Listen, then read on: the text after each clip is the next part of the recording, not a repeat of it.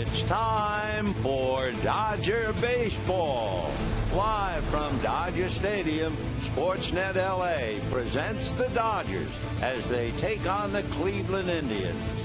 Hi, everybody, and a very pleasant Wednesday afternoon to you, wherever you may be. Dodger Stadium, final game of the homestand. Dodgers have played 6. This will be number 7. They took 3 out of 4 from the Cardinals. This will be the rubber game with the Cleveland Indians. For the Dodgers on the mound, it'll be Hyun-Jin Ryu with a record of 9-4. Had trouble here at Dodger Stadium this year. 3 wins, but 4 losses. And coming off a tough game, he lost 3-1 against St. Louis last time out.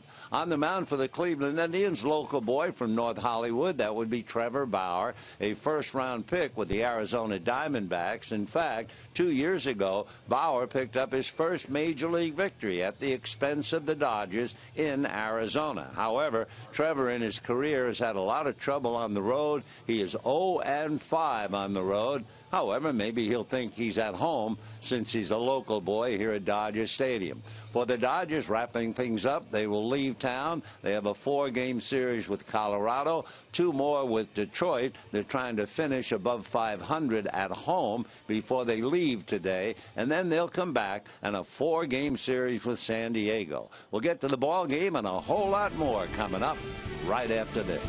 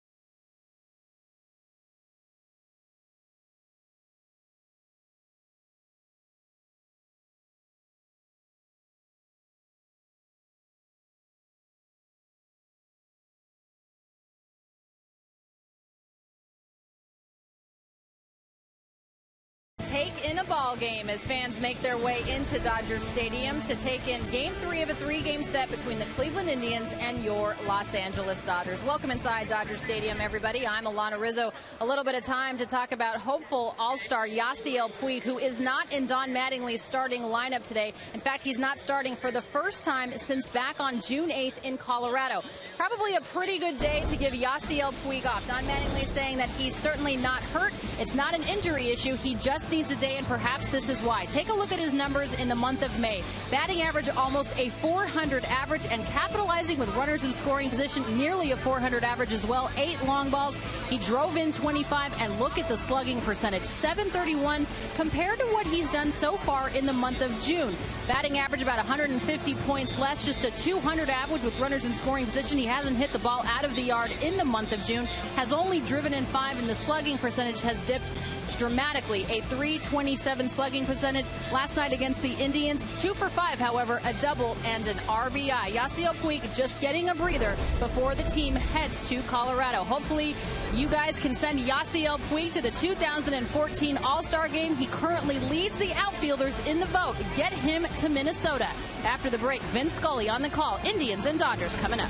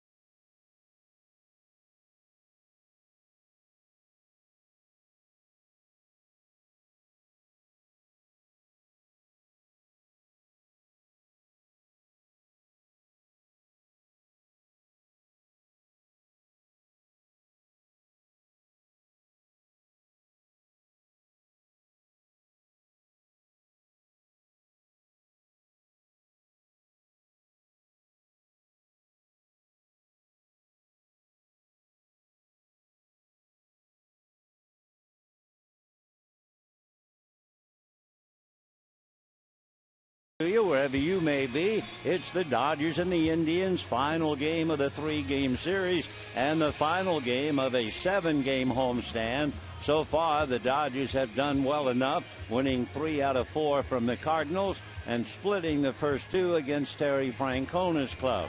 For the Indians, they are 16 and 17 in the daytime. The Dodgers are 13 and 11 in day games. The Dodgers, however, not particularly successful at home under God's sun. They are 5 and 5. So the Indians and the Dodgers, after seeing a triple play last night, hard to believe that we've seen 2 in the history books between the Indians and Dodgers. And we'll take a look at the starting lineup. It'll be Jason Kipnis at second base, Asdrubal Cabrera, the shortstop. Michael Brantley will be in center field, normally in left. Carlos Santana will take over at first base. Yan Gomes starts again behind the plate. Ryan Rayburn appeared once as a pinch hitter. He's in right field today. Lonnie Chisenhall, a one-man gang. He's doing so well and playing third base. Mike Avalos will be in left field. And Trevor Bauer, the local boy from North Hollywood, will be on the mound. On the mound for the Dodgers, Hyun-Jin Ryu. He has allowed 3 runs or less in 12 of his last 15 games. He is 9 and 4. Here at Dodger Stadium, however, just 3 and 4. And he picks up the burden. You know the string. The Dodgers starting pitchers now have pitched 35 games in a row where they have served up 2 walks or less. Even Beckett last night, who was pushed around for 5 runs, still only walked 1. So Ryu, couple of notes on him as he faces Jason Kipnis, the second baseman, young man out of Illinois who went to Arizona State University, left-hand batter. Lineup's usually full of lefties, not as much today as the first 2 games. And the pitch to Kipnis in for a strike, and the count 0-1. Kipnis had a pretty good night last night, 2 hits and a walk, and scored 3 times. Hunjin ready in his strike 1 pitch, a 1-hopper to third, staggered, but Rojas stays with it and throws him out. Boy, that thing was hit hard. Rojas looks over to the bench and shakes his right hand. That thing was a hot potato. So 1 away. Let's take a look at the Dodgers with the leather. Robinson and Gordon, Triumphel and Rojas, Kemp, Ethier and Van Slyke, and A.J. Ellis handling Ryu. So 1 down the hard way on that 1-hopper. Fine play by Rojas. And the batter now, Asdrubal Cabrera, the shortstop, hitting .244. Hunjin Ryu working on 4 days rest, and that's extremely important for him. He gets a pitch in for a strike. On 4 days rest in his career, he's 8-8. 4 days rest this year, he is 3-4. You give him 5 and 6 days, he's something else. The next one, a strike, and the count 0-2. This year, on 5 days rest, he's 3-0, and in his career 10-1. But it's a 4 days, and he has not done well at all. So we'll see what happens. Hunjin ready, and the strike 2 pitch fouled away off to the right. No balls and 2 strikes. Usually the time to get after Hunjin Ryu has been very early in the game. On the first 15 pitches, the opposing hitters are batting .341. Long drive in the gap to left center. That's going to go to the base of the wall. Jogging into second base goes Cabrera. And that was hit on the 6th pitch that Hunjin has made. So let's get back to it. From 1 to 15 pitches, opposing batters not only are hitting .341, they have 6 home runs against them. On all of the subsequent pitch segments, the highest average is .267, and the most home runs 4. Also, Ryu, who will be facing Santana, the cleanup hitter, he is not allowed a home run to a cleanup hitter in his career. So we'll see. The double, by the way, was on a no-ball 2-strike count. Ryu ready to work to Michael Brantley, and the pitch missing for ball 1. Brantley, of course, will forever be remembered. He started the rather amazing triple play, the fly ball in left field, his throw to the plate nailed D. Gordon, and then Yan Gomes' throw down to second base, and they picked it up. A hot shot off the glove of Triumphel out onto the grass. So Brantley is aboard, and we have runners at first and third, 1 out. And there again is Ryu struggling, and he's only made 8 pitches. That will be an error charge to Triumphel. He tried to bring the gloved hand back to kind of soften the arrival of the ball, and it just flew right out of his glove. So the error immediately puts runners at first and third, and Carlos Santana coming up. Santana, one-time Dodger property, so anytime they see him, they remember very well. He appeared as a pinch hitter last night and hit into a double play. Santana, right-hand batter, takes a strike, and the count 0-1. He played first base in the first game, hit back to the box, lined out to center, and lined out to first. So Santana starting again today in the cleanup spot. Strike 1 pitch inside at the kneecaps, and a 1-ball 1-strike count. Beautiful afternoon, 80 degrees at the start of the game. July the 2nd.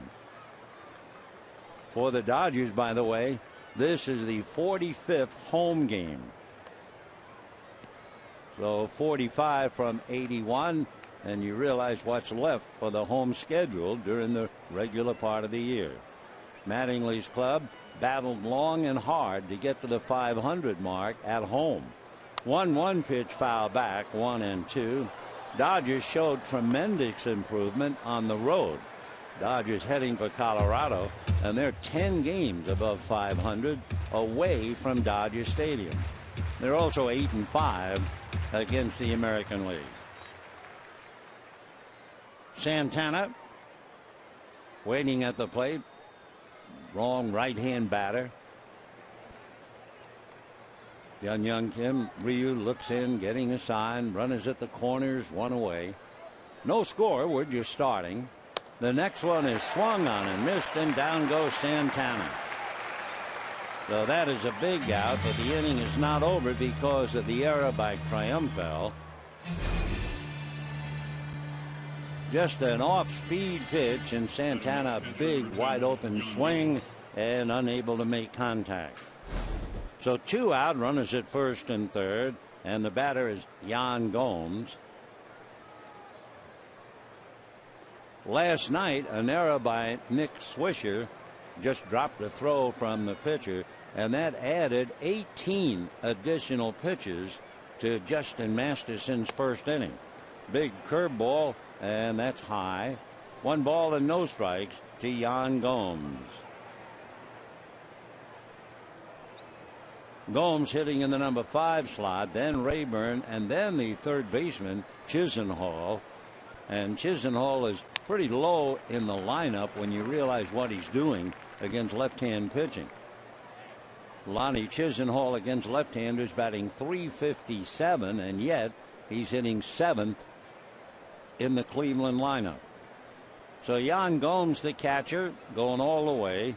He's got Cabrera at third, Brantley at first with 2 out. They have to watch Brantley. He has stolen 9 out of 9. The next one swung on and missed. It was a fastball up, and it was an uppercut swing. And normally when you get that combination, you get a miss. The league doesn't run on Hyun-Jin Ryu. The league has only tried 6 times, 3 successful, 3 caught. So we'll see about whether Brantley is thinking as Ryu delivers very high. Fastball at 91, and the count 2-2. Yan Gomes trying to pick up an RBI against left-hand pitching. He's batting .325. Ryu ready, looks at the runners. 2-2 pitch, fastball on the inside corner. Strike 3 called. No runs, 1 hit, 1 error. Ryu strikes out 2 in the first inning, and at the end of half an inning, Indians nothing, Dodgers coming up.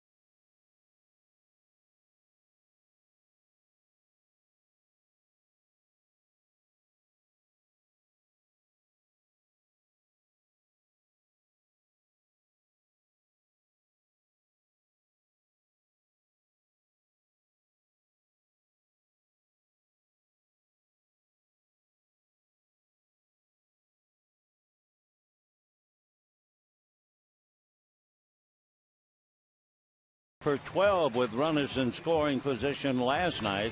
The Indians today are 0 for 3 thanks to the first inning. Now let's take a look at Don Mattingly's lineup. D. Gordon leads it off. A.J. Ellis hits in the number 2 position. Andre Ethier bats third, and Matt Kemp hits cleanup in left field.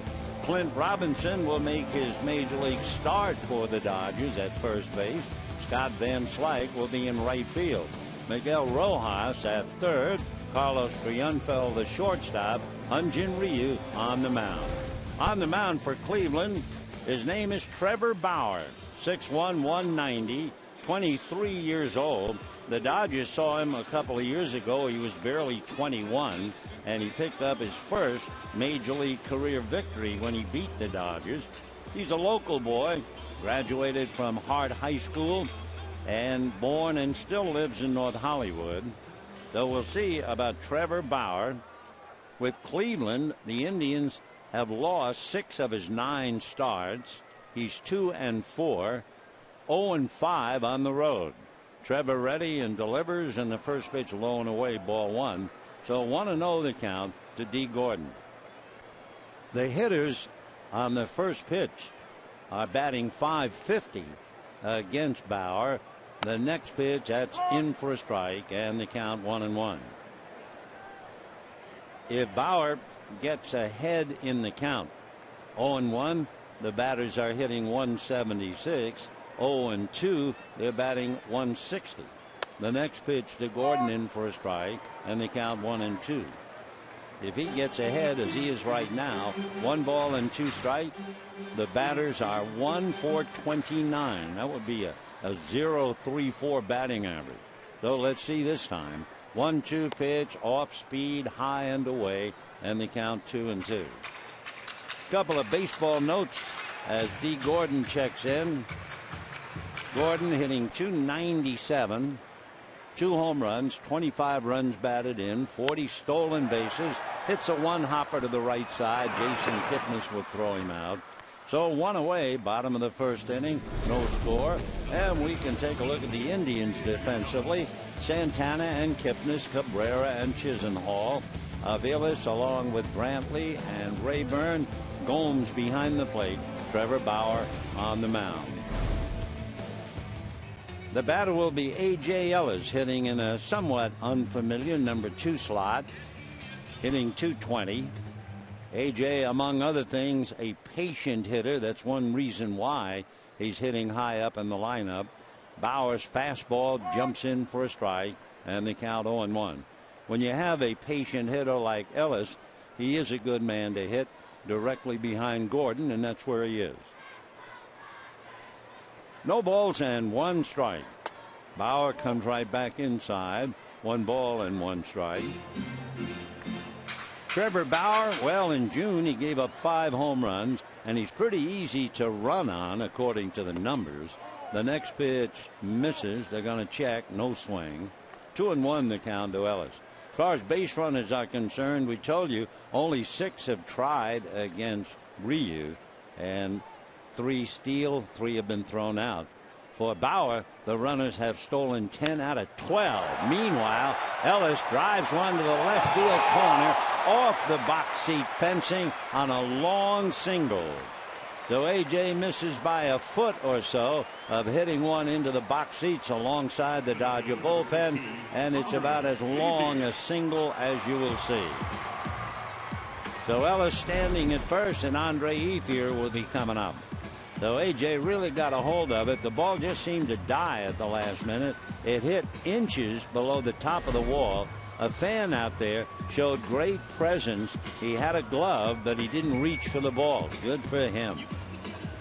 Yeah, pats on the back all around. So Ellis with a long single left, and here's Andre Ethier. Ethier, with left-handers coming up in Colorado, is due for a rest anyway, but he's in there today. And the pitch to Andre is high, ball 1, 1-0. Last night, Andre had 1 base hit, a single left, hitting .249, 4 home runs, 31 runs batted in. Ethier, the number 3 hitter in the lineup. It's interesting to see what's happened to Bauer in the past. 1-0 pitch on the way, a change high and away. 2-0 the count. The 7 through the 9 hitters in the American League are hitting .392 against Bauer, the so-called weakest part of the lineup. The 7 through 9 hitters last year and this year hitting .380. But right now he's high up with the number 3 hitter, Andre Ethier. Bauer ready, comes back to Andre, who's out in front, and the count 2-1. Every now and then a hitter guesses, got the right pitch. It was a fastball, but he was still out in front of it. Hitters who swing and put the first pitch in play are hitting a little better than .300 against Bauer as well. So Trevor checking. Right-hander set. Looks over towards third. Now turns to look at the plate. And the pitch to Ethier swung on and foul back.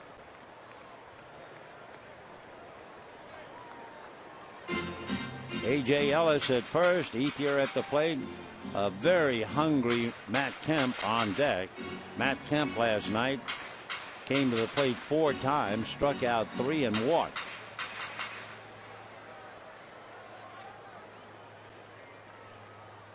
Bauer waiting. Ethier in and out of the box, now back in. Now the 2-2 pitch coming up. Bauer is set. Right-hander ready. Comes back to Ethier off the plate. Ball 3, 3-2.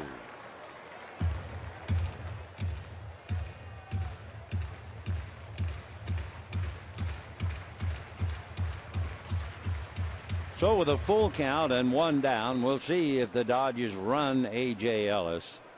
Ethier waits at the plate. A look over at first by Bauer. A bluff by Ellis and a drive to center. Very playable. Brantley is right there to make the catch, and A.J. Ellis goes back to first. So 2 out, a runner at first, and Matt Kemp coming up. Well, we ought to check on what Bauer brings to the dance. We know we have seen him throw his fastball. We've also seen an off-speed pitch, and we wonder about his slider, and they say he uses the slider occasionally. Well, if you were watching Matt Kemp, he will chase that slider down and away all day, and that's what happened to him last night. So let's see what he does in this battle with Trevor Howard. Kemp batting .270, Bauer at the belt, Ellis at first. 2 out, first inning. First pitch, little cutter off the plate. 1 ball and no strikes. Matt in and out of the box. Bauer established new records at UCLA. When he was there, he struck out 460. 1-0 pitch on the way, high and inside, maybe setting up Kemp for the pitch down and away, and the count 2-0. At UCLA, Bauer won 34 and pitched 373 innings.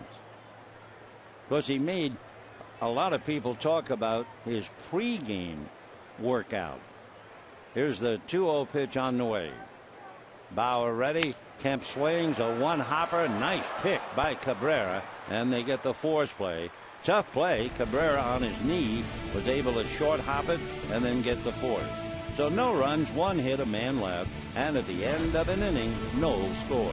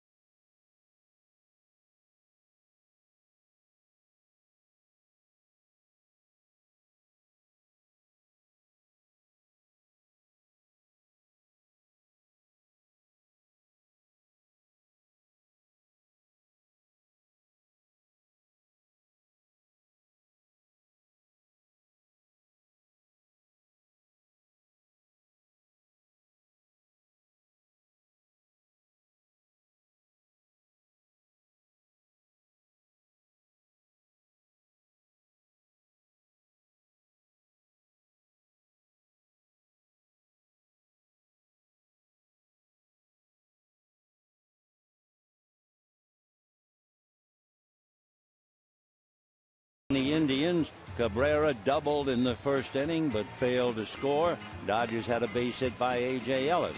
So we go to the second inning, no score. Hyun-Jin Ryu ready to go to work against Rayburn, followed by Chisenhall and then Aviles. Rayburn, a right-hand batter, appeared briefly as a pinch hitter. Struck out last night, and we did not see him in the first game. Rayburn hitting just .201, 1 home run. Right-hand batter waits. Ryu starts him with a strike, and the count 0-1. Ryan Rayburn out of Tampa and Plant City, originally turned pro. Tigers signed him 2001. He takes a pitch off the plate, and the count 1-1.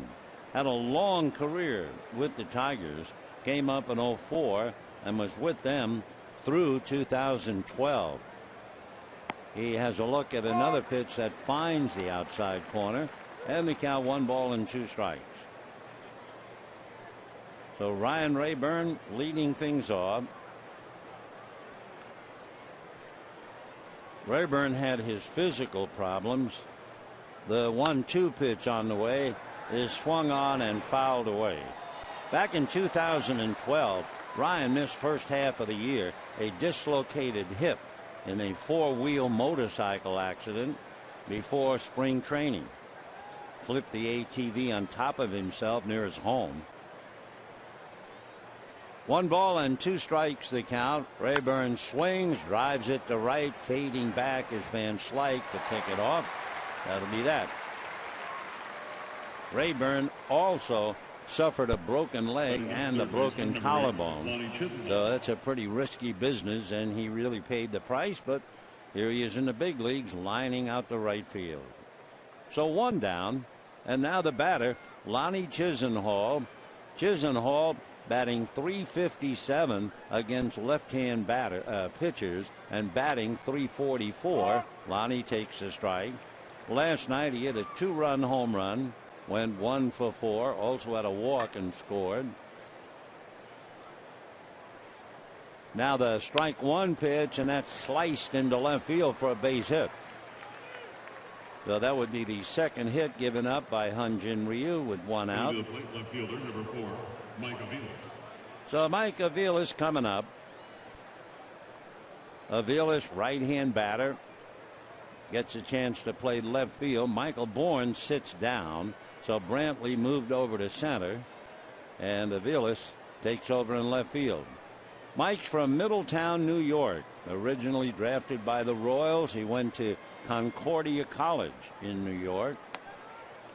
Takes a strike, and the count 0-1. He lives in Middletown, 5'10", little over 200 pounds, 33 years old. Up and down with the Royals, then spent 2 years with the Red Sox, and now with Cleveland. The next pitch on the inside corner. Aviles backed off, and the count 0-2 strikes. Ryu struck out 2 in the first inning, getting Santana and Gomes, and now he has Aviles, 0-2 strikes. Mike waits, swings, taps it back to Ryu. He goes to his shortstop, who drops the ball while in the act of throwing. So Triunfel a little shaky today. Carlos committing an error in the first inning, and then handling the throw as he crossed the bag, only to drop the ball while in the act of throwing. So the Dodgers have what looks like a sure double play, and Triunfel can't turn it. That's a big mistake, of course, because they should have had the 3rd out, which means the pitcher would come up in the 3rd inning. Instead, the drop throw allows the pitcher to come up, and if nothing else, gets him out of the way. So we'll see just how important that is. 2 down, 0-1 the count to Trevor Bauer. Bauer's not had an at-bat this year. Takes outside, 1-1. No score, top of the second. Ryu at the belt, and the 1-1 pitch is taken low, 2-1 to count.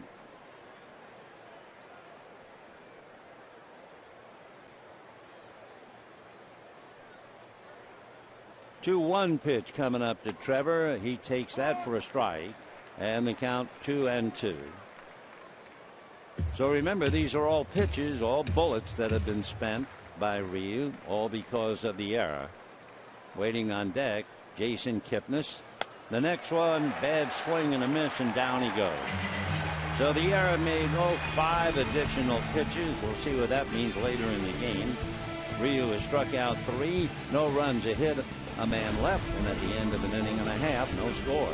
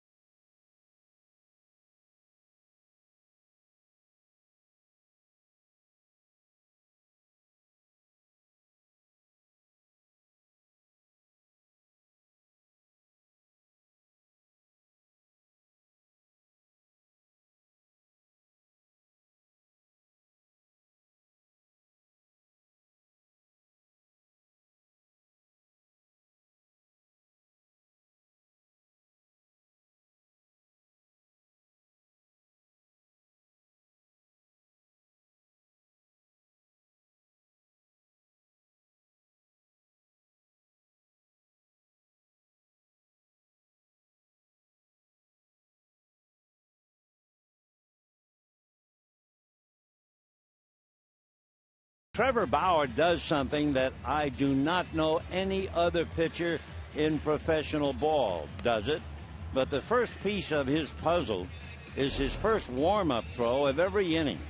He starts behind the rubber, runs up over the mound, and throws as hard as he can to the plate after loosening up. Here he goes, up and fires to the catcher. By the time he winds up, he's all 450 some odd feet away, and they say they have clocked him, and many times when he runs up and throws, he's throwing 100 miles an hour. To make you think of a cricket bowler, as they call the pitcher, who runs and fires, but of course he can't do it. Actually, when it counts, he has to stand up on the rubber. But he is different, Trevor Bauer, and he'll be pitching right now to Clint Robinson, Scott Van Slyke, and then Miguel Rojas. A couple of things that Bauer also normally does, and he does that long before the game. He starts long tossing with a teammate, and by the time he finishes, the teammate is on one foul line, and he, believe it or not, is on the other foul line. Meanwhile, Robinson lifting one into shallow right. Kipnis out calling and makes the catch.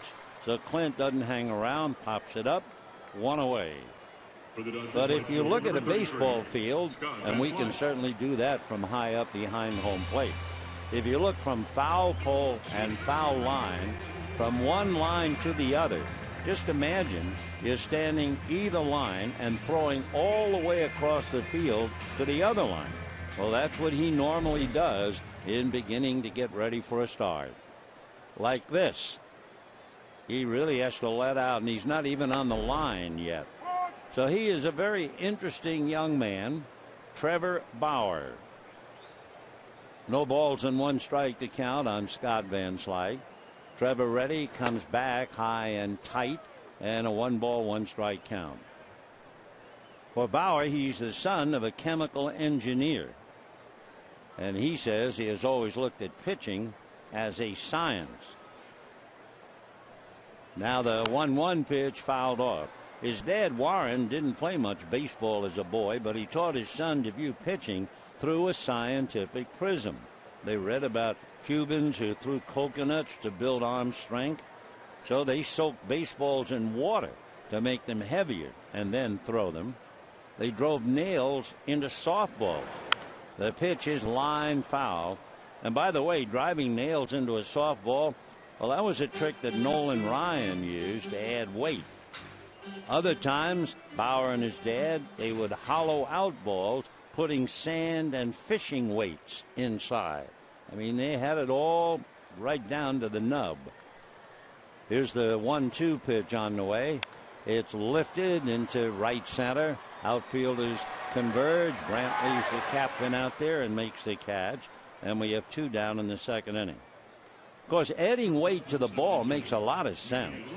In fact, the first time I ever remember of a pitcher doing something totally different with the ball, Ernie Bonham. You have to be around my age, I guess, to remember Ernie Bonham. He was a pitcher with the New York Yankees. Now, we remembered how they had what they call the iron donuts. They put that on the end of the bat, and they practiced swinging to make the bat feel lighter when they got it up to the plate.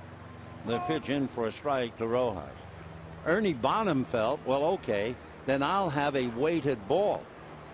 And Ernie Bonham began his warm-up routines throwing the first weighted ball that I'd ever heard of.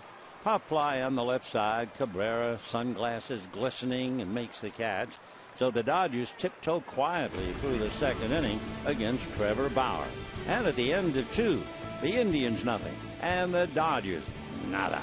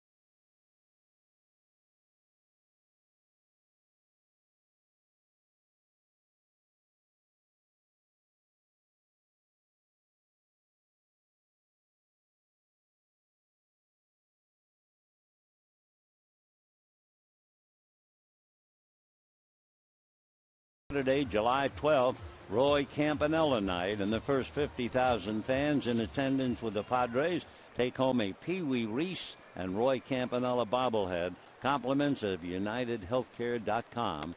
Tickets, you know what to do. Visit Dodgers.com/promotions.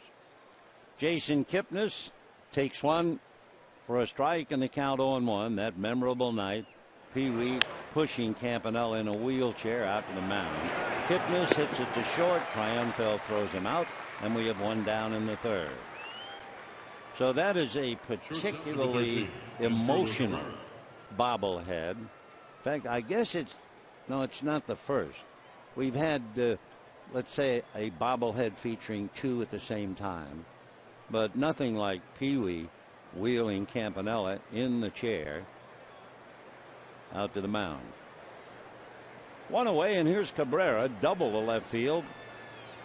Campy wore 39 that memorable night. The crowd was 93,000, as he pointed out his number in reverse. Roy Campanella born in a section of Philadelphia called Nice Town. And what a nice man. 0-2 the count. Some of the more pleasurable moments we ever spent in spring training, literally sitting on the ground at Campanella's feet outside the kitchen, listening to Roy tell stories and answer questions about the old Negro leagues. 0-2, bad ball swung on and missed. Down goes Cabrera. 4 strikeouts for Hyun-Jin Ryu. Campanella, I remember one time talking about the fact he caught 3 games in 3 different towns in one day. Morning game, afternoon game, evening game. He was something special. Here's Brantley, reached on the error by Triunfel in the first inning. Light breeze blowing from left to right. Had to be very welcoming for the people in the right field pavilion. And ball 1 to Brantley. That famous triple play, it will certainly be famous over the years. From Brantley to Gomes to Kipnis, the second baseman. The catch for the out, the tag on Gordon for the second out, the tag by Kipnis on the throw from Gomes on Puig. Voila, a triple play. Ryu ready in the 2-0 pitch, pulled on the ground, foul outside of first, down the line. 2 balls and 1 strike the count to Mike Brantley with Santana waiting on deck.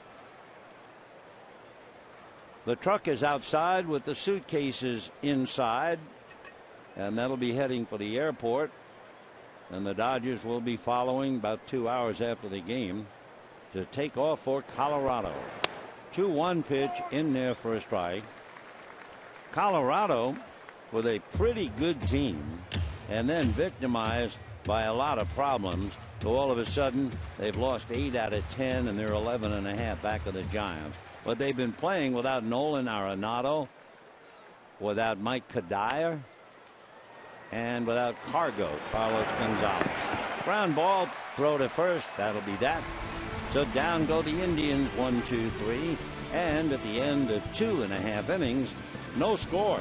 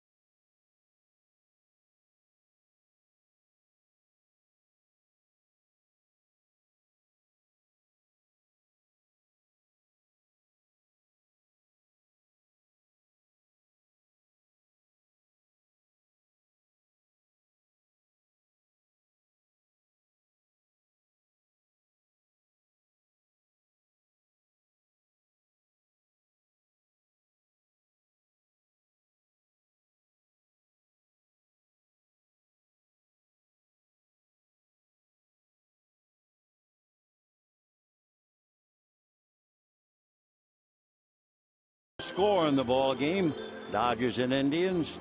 Though we were talking about Trevor Bauer and the fact that he is different. He used to be teased in high school. He would wear baseball pants instead of jeans to school. He also had a 6-foot plastic shoulder tube that he used to loosen his arm. And then he would go to a ranch for 3 weeks, and they would really get scientific about how to pitch. I mean, he learned about pitch sequencing, effective velocity, what they call tunneling. I mean, it goes on and on and on. And I was just thinking what a far cry that is from one of the great pitchers in Cleveland history, Bob Feller. Here's the first pitch coming up to Triunfel, and that's in for a strike. If you ask Bob Feller about his fastball, he knew nothing about pitch sequencing, effective velocity, tunneling, etc. He reared back and fired. And when they asked him about his fastball, he said he got it doing heavy chores on the family farm, as well as pitching into a backstop of 2x4s and chicken wire that was made by his father. Strike 2 pitch inside, ball 1, 1-2. Actually, until Dwight Gooden came along, Feller was the youngest pitcher ever to win 20 games. When he was 20, he won 24 games. 1-2 pitch on the way, whack to the gap in right center, but it's slicing, so it's a room service fly ball. And Ray Burns says thank you very much, and we have one down. Pitcher number 99. That will bring up Hyun-Jin Ryu. Ryu in his 3 innings has made 42 pitches, would be 37, except Triunfel dropped while in the act of completing the double play.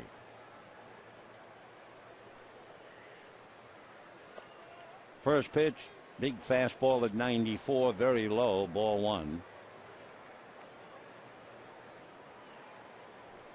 You talk about a technical pitcher.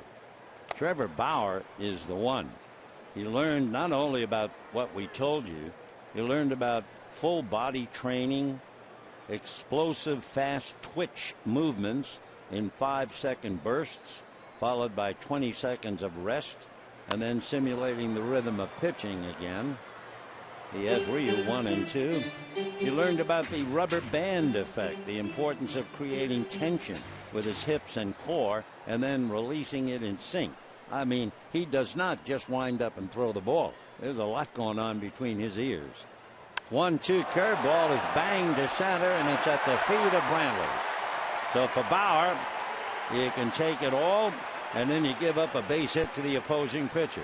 Admittedly, Ryu's pretty good. So a clean single to center by Hyun-Jin Ryu. A rope to center. Second hit against Bauer, and it'll bring up D. Gordon. No score, bottom of the third, each side with 2 hits. Gordon grounded out in the first inning. Ryu held on by Santana, although Santana is 3 or 4 feet off the bag, the way Keith Hernandez used to hold runners on. The pitch is fouled back by Gordon, and the count 0-1. Keith Hernandez never held the corner. He was always off the bag, and we see Santana doing the same thing. Of course, with Ryu, you're certainly not expecting him to run. Now the strike 1 pitch to Gordon, and that's in the dirt. Nice save by Gomes. 1 ball and 1 strike. 1 out, bottom of the third, no score. Ryu has made 42 pitches. Trevor Bauer has made 36. Final game of the 3-game series, the so-called rubber game. Gordon has something in his eye, left eye. So he backed away from home plate, not quite ready.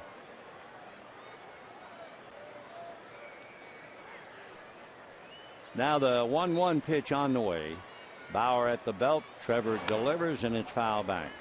Of course, for Trevor Bauer, studying all the different parts of what it takes to become a pitcher, you know who immediately caught his eye because he first started to read about him, and that was Tim Lincecum. Well, Tim Lincecum is quite a student of all that other stuff we were talking about. He has 2 no-hitters.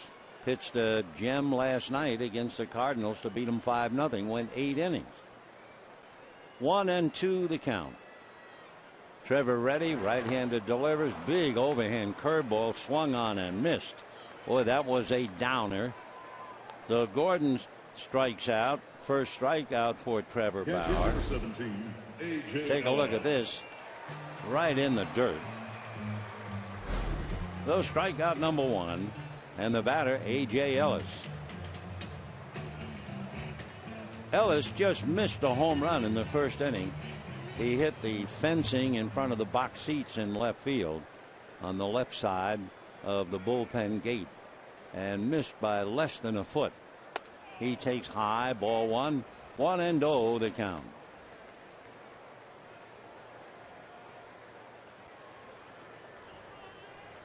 One other thing, and we'll let it alone, about Trevor Bauer and really studying this game more so than most. The 1-0 pitch taken for a strike and the count 1-1. Bauer will tell you that every play in a baseball game takes 12 seconds or less. So his workout consists of exercises that last no more than a fifth of a minute. Next one, check swing. They're going to look at first. No swing, says Paul Nauert. 2-1 the count to A.J. Ellis.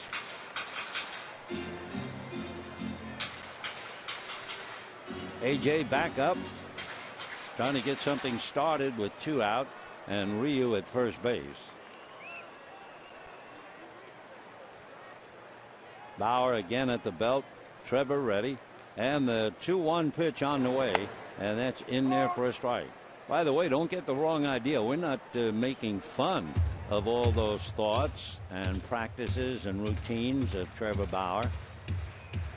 We're just pointing them out because it makes him a highly different type of a pitcher. 2-2. Right-handed delivers, high and tight, ball 3. Of course, that's the difference being raised on a farm like Bob Feller and going to UCLA. 3-2 the count. Waiting on deck, Andre Ethier. Ryu at first with 2 down. No score in the third. Final game with the Indians. 3-2 pitch coming up. Bauer delivers, and it's popped in the air to shallow right field. Rayburn is right there, moves into his left, makes the catch. So the Dodgers get a base hit from Ryu and lead him. And at the end of 3, no score.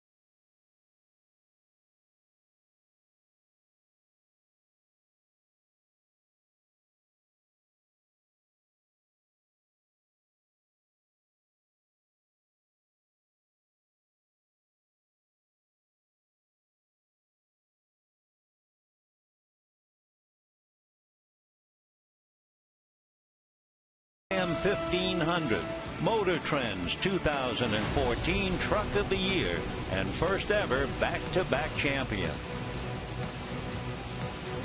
4th inning.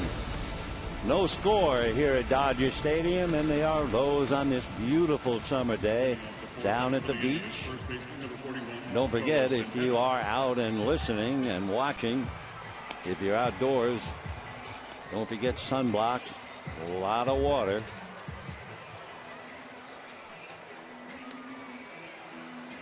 The kids are here, so it's delighted to have them watching ball games and thinking about baseball.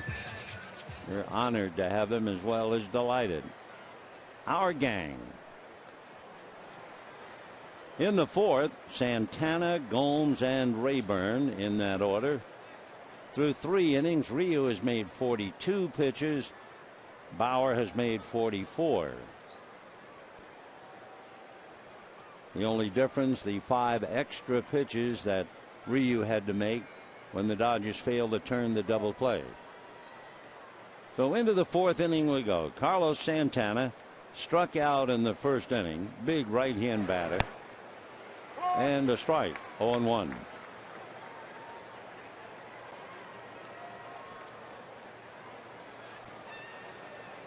Santana from Santo Domingo. 1 ball, 1 strike. He's 5'11" and a good 200 pounds. Dodgers signed him back in 2004, basically as a catcher. Fouls it away. Playing first base here. Carlos Santana last year was high up in leaders in the American League. Against left-handers, he's hitting .261. 2-2. Santana has 3 home runs against left-hand pitching and 11 runs batted in.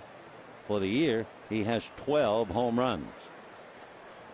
Switch hitter, and hits it in the air to right center. Ethier is there. So Santana, a well hit ball to deep right center. Andre catches it, just about ready to step on the track. And the batter, Yan Gomes. 1 out, 4th inning, no score. Yan Gomes, that first name, Y-A-N.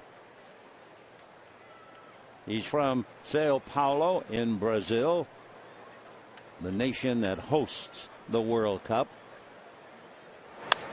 And a line drive into right field for a base hit. Van Slyke over to cut it off, and Gomes holds on with the long single. So for Ryu, he gives up his 3rd hit. We're scoreless in the 4th, and the batter will be Ryan Rayburn, who hit the ball hard, lined out to right field back in the 2nd inning.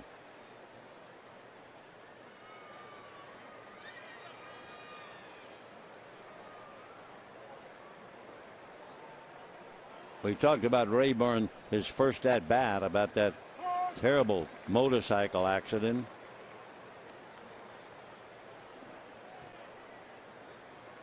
Interestingly enough, we told you that among other things, he broke his leg and his collarbone.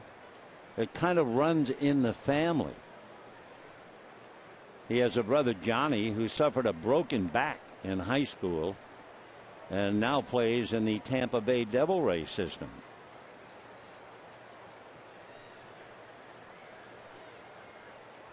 Ryu ready, 0-1.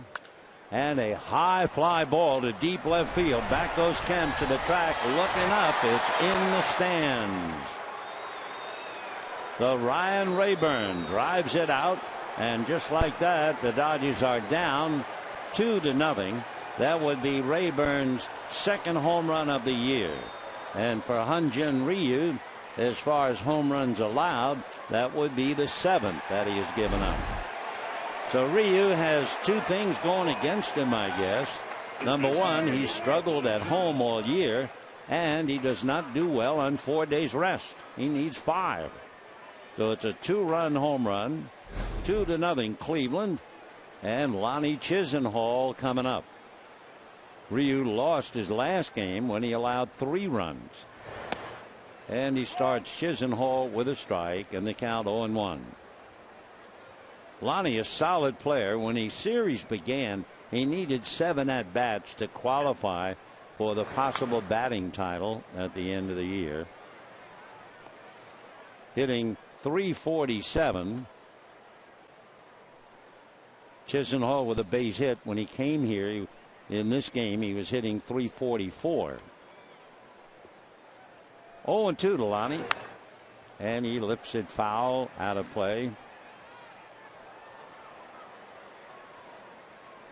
With his batting average of .347, the Dodgers are also going to see the top hitter, as of the moment, Troy Tulowitzki, who was hitting .353 the last time we checked.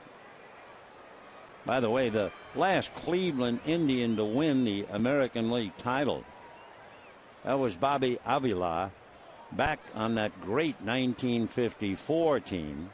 Avila hit .341. The next pitch in the dirt. I would guess for Cleveland and their fans, the biggest disappointment was the 1954 team. I mean, they were unbelievable on paper. They won 111 games out of 154. Bob Lemon won 23. Early Wynn won 23. Mike Garcia won 19. And then they had Feller, Newhouser, Don Mossy, Ray Narleski. I mean, they were incredibly talented. Avila won the batting title, so they won the pennant running away. Went into the World Series against the New York Giants, and just to prove you can't figure things out on paper, the Giants swept the Indians in 4. 3-2 the count.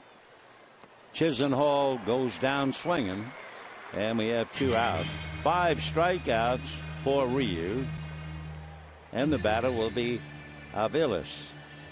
Close to Avila, but not quite. Ryu giving up that home run despite the count was no balls and 1 strike. He's having a big problem getting that first pitch for a strike, because what results is not what he wants. Fly ball into shallow right. Gordon slanting out, and he's in front of Van Slyke. Can't make it, and Van Slyke stuck holding the ball after a bounce. So fly ball single to Mike Aviles, and Trevor Bauer will be coming up. So Van Slyke charging in, Gordon coming out, reached up and just couldn't catch it. Van Slyke would have had an easy play, so Gordon really got in the way. It happens. And maybe Gordon felt he had the thrill of wide open spaces because Yasiel Puig is not out there. Maybe. Anyway, it dropped. So here's Bauer. So the Dodgers messed up a double play ball in the second inning. That allowed Bauer to come up, strike out, and end the game, in the inning. Now on the pop fly that should have been caught, that lets Bauer come to the plate, and he fouls it away.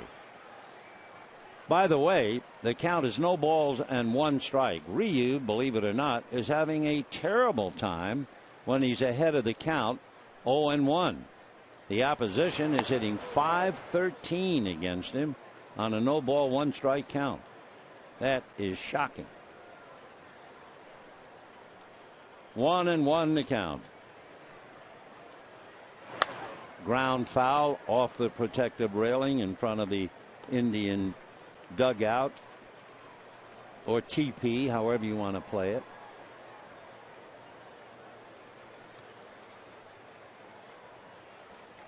One ball and 2 strikes.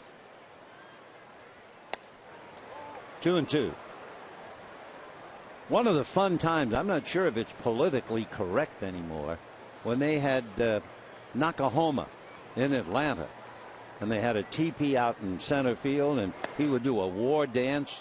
I don't know. I don't go to Atlanta anymore, so I don't think they have it.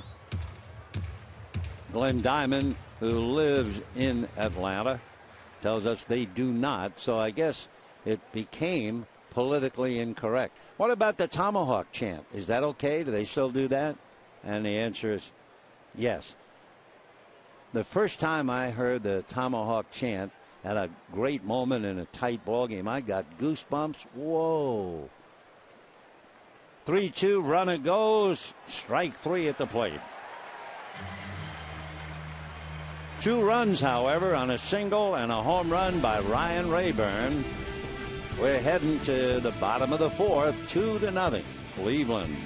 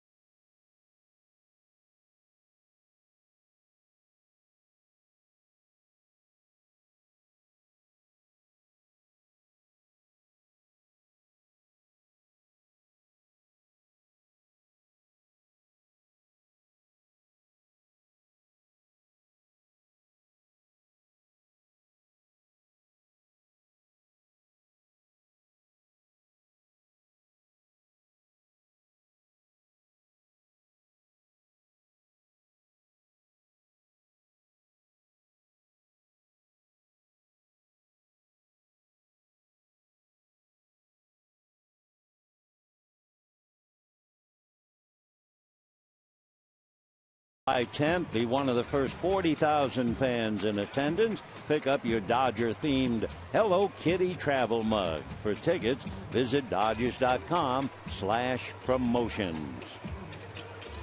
Bottom of the fourth inning, 2-0 in favor of the Indians. The home run by Ryan Rayburn with Yan Gomes aboard.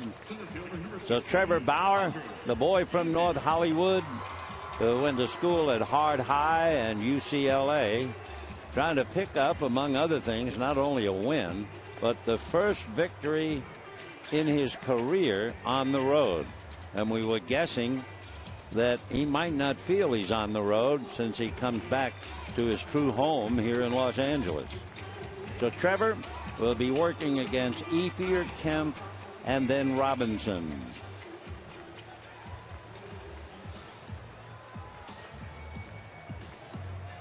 That 0-1 count is usually a big count for the pitcher. We mentioned the 0-1 pitch to Rayburn was hit for the home run. And for Ryu, he is having a terrible zone time trying to get people out going 0-1. Well, Bauer does get him out. If he's 0-1, the batters are hitting just 176. So we'll see what develops now with the heart of the Dodger lineup. Strike. All right, it's 0-1.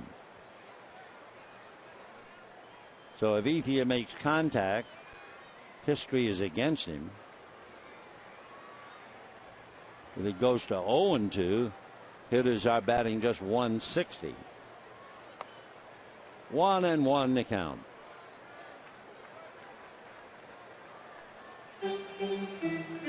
Andre flied to center in the first inning. Kemp hit into a force play, and Robinson popped it up. 1-2. Now, on a 1-2 count, the hitters are batting .034 against Trevor Bauer. It's a good thing players don't know those things.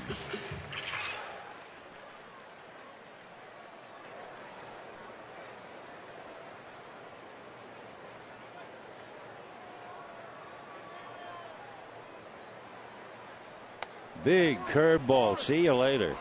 Strike three called. So Ethier on a 1-2 count is controlled. There's the big curve. Drops in beautifully. Second strikeout for Bauer. And that'll bring up Matt Kemp, who hit into a force play in the first inning. Hit the ball hard. If you were not with us, Cabrera picked it and was on one knee and stayed there as he got the force play. Little breaking ball strike. 0-1.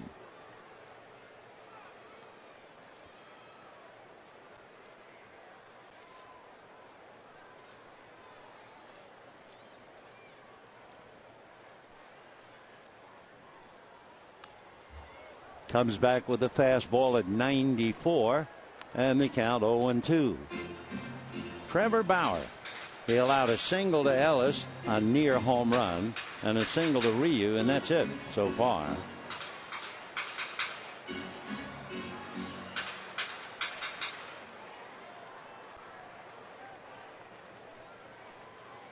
No balls, 2 strikes. Fouled away. Again throwing hard at 95. No balls and 2 strikes to Matt Kemp. Bauer's fastball has been clocked as high as 97. 95 is the high so far. On a scale of 20 to 80, the scouts rate his fastball a 70.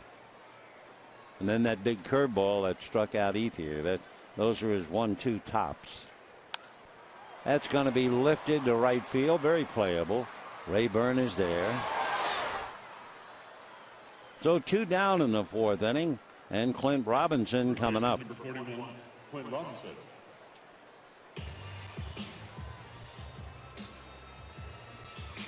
Dodgers not quite themselves today when you field a lineup without Yasiel Puig, without Adrian Gonzalez, without Juan Uribe, without Hanley Ramirez. It's not quite the team that provides a lot of sock and punch. So we'll see about this lineup. Although Mattingly referred to it as a winning lineup, he also felt that a number of the Dodger players needed a day off badly.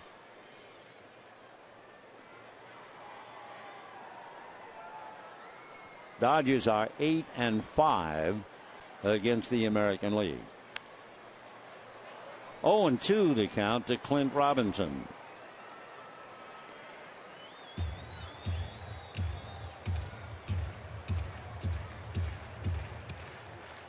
Two runs, 5 hits for Cleveland. No runs, 2 singles for the Dodgers.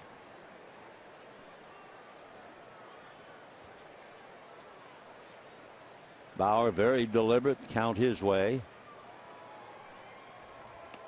And he throws it to the backstop. 1 ball and 2 strikes. Well, he had Ethier 1-2 and struck him out. He had Kemp 0-2 and he flied to right.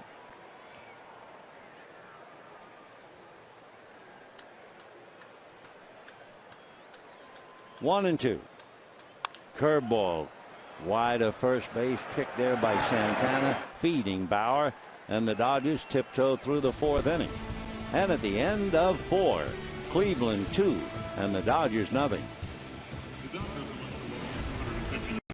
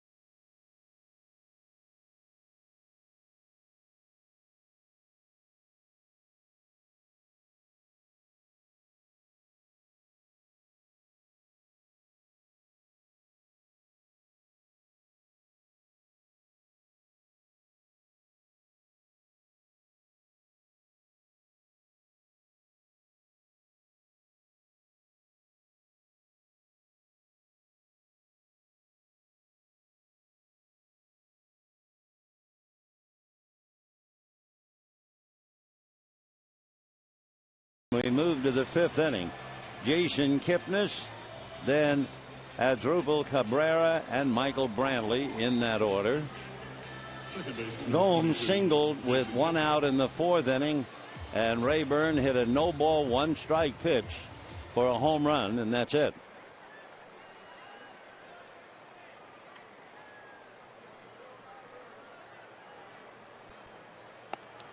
That finds the outside corner for a strike, and the count 0-1.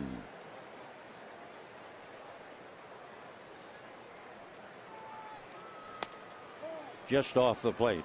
You know, when you realize the Dodgers and the Indians have played 15 games since 1920, and the American League team has turned a triple play twice against both Brooklyn and Los Angeles, that's a strike to make it 1-2. We told you and talked about it the other night. Bill Wambsgans, the unassisted triple play against the Dodgers in the 1920 World Series. Series won by Cleveland. That's off the plate. And then, of course, the fly ball triple play last night. There have been only 15 unassisted triple plays in Major League history. The last one to accomplish that is playing in this game today. That's chased and missed. Down goes Kipnis. And here's the answer to the question. Who is the last American League player to have an unassisted triple play? And he is walking up the home plate right now. That's right, Asdrubal Cabrera. He did it back in 2008.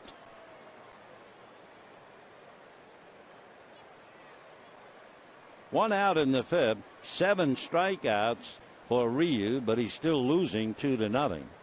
Off speed, hit in the air to right and deep. Back goes Van Slyke at the wall. It's going to go off the wall, and the ball in play, and into second base goes Cabrera with his second double.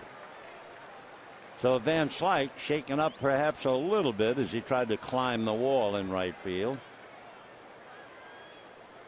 So Cabrera 2 for 3. Right hand batter got a breaking ball up and away and muscled it off the right field. Yeah, right off the top of the wall. So close to a home run, so close to a catch. Take another look at Van Slyke up the ladder. The ball actually was not where his glove was anywhere.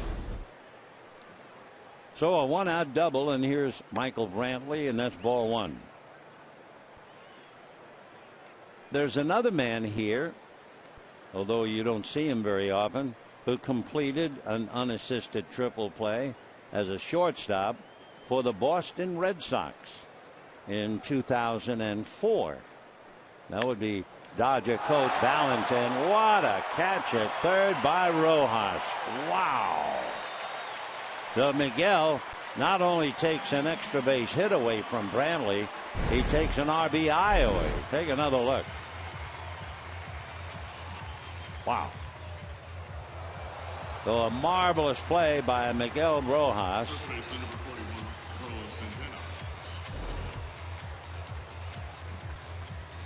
Of course, remember, he saved Clayton Kershaw's no-hitter. So he is a handy man to have around.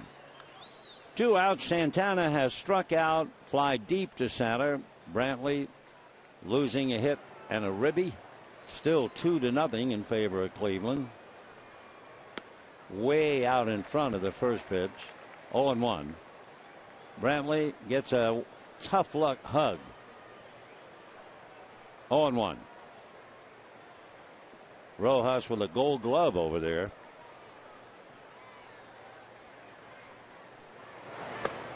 Oh, and 2.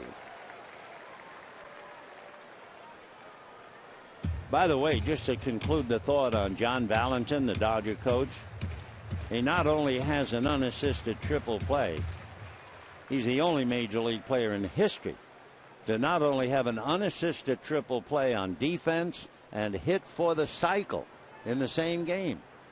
Wow.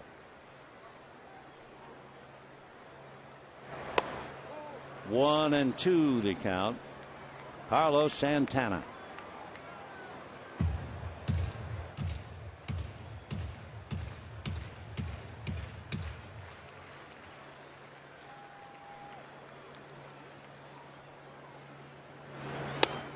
Up there again. when the Dodgers bat in the bottom of this 5th inning. Van Slyke, Rojas, and Trienfeld.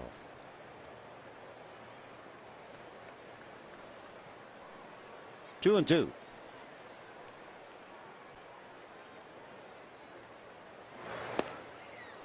Ball 3.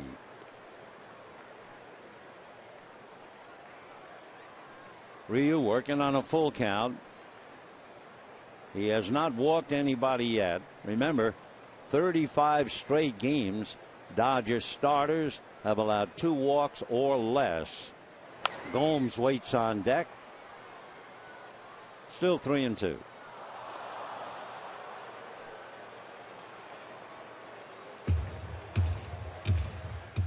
In the 4th inning, Gomes singled, Rayburn homered. Now here in the 5th, Cabrera double. Brantley lost an extra base hit and a run batted in on that great catch by Rojas. Here's Santana, 3 and 2. And he hits it into right field. Base hit. Van Slyke's going to make the throw to the plate. Good throw. He is out at the plate. Oh, what a throw. Hey, that's right out of Yasiel Puig. Great throw by Scott Van Slyke. That's worth looking at again. Right on the money. One hopper there in plenty of time. And Cabrera out from me to you. So it's still 2-0 Cleveland.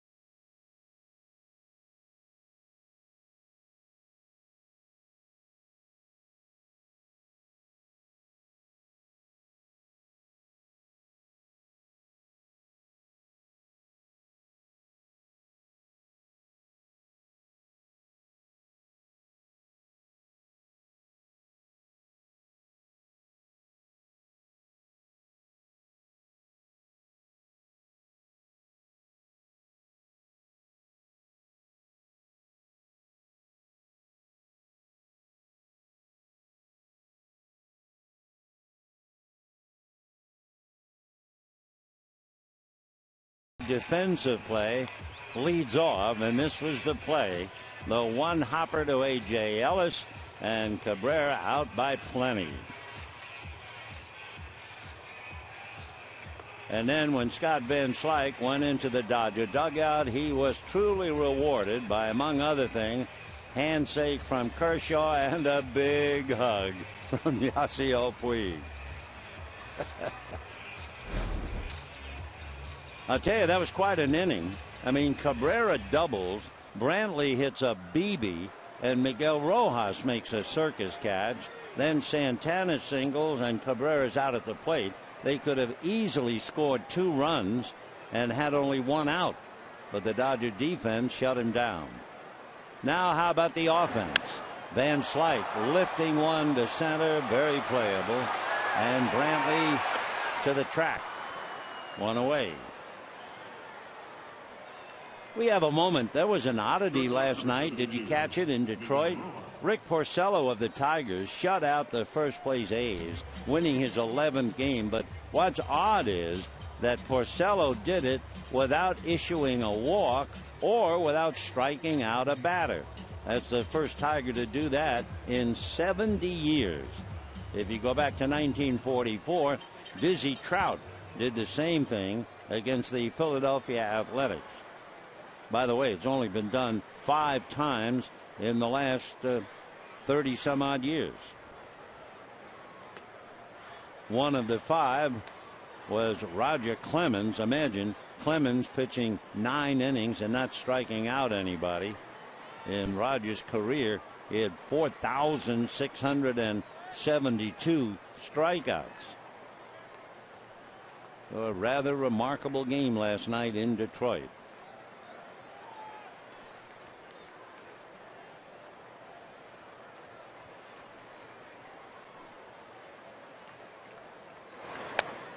Looking at the calendar, Porcello pitched last night. He might pitch the first game in Detroit when the Dodgers get there on the 8th. Maybe. We'll see. 3-0 in there. Rojas popped a short second inning, then made that spectacular catch of the ball hit by Brantley.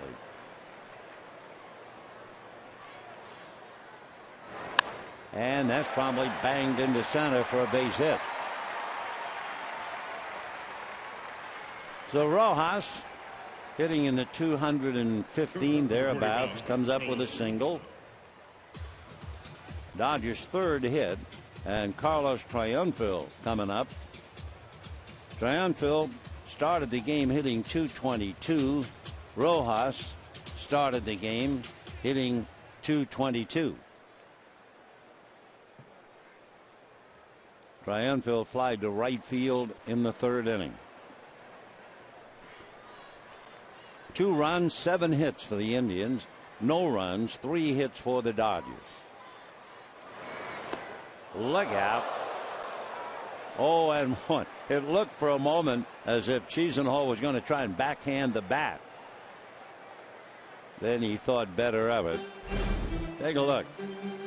There goes the bat. Watch Chisenhall. Starts to reach up. Oh, the heck with it. 0-1 the count to Carlos. On deck, Hyun-Jin Ryu.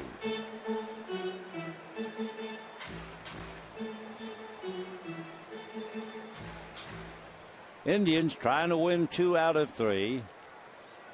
By winning last night, they not only snapped their 2-game losing streak, but they also snapped the Dodgers' 3-game winning streak. Dodgers just cannot win 4 in a row.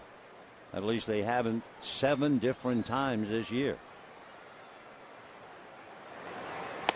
And a strike. 0-2.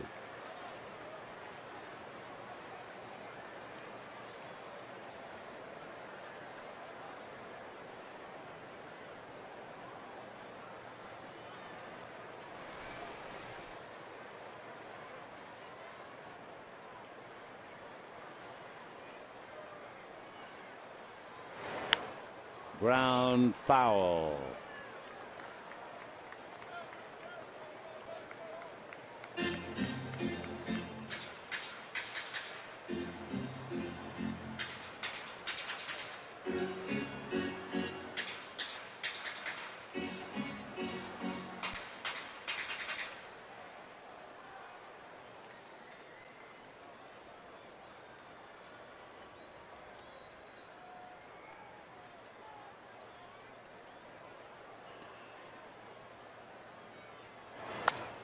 Little fly ball to right. Rayburn at the other end of it. So holding on is Rojas, and the batter will be Ryu. Be sure to join us, for the next episode of Backstage Dodgers. Andre Ethier and Don Mattingly take a trip to the Negro Leagues Baseball Museum in Kansas City. Don't miss this rather unforgettable new episode of Backstage Dodgers. That'll be tomorrow at 9 right here on Sportsnet LA.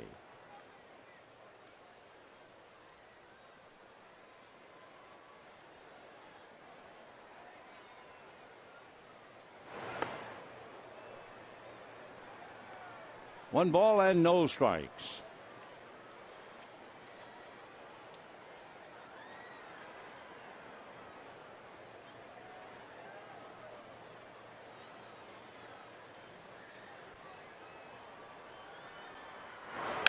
Line drive inside the line, down in the corner. Here is Rojas to third. They will wave him in.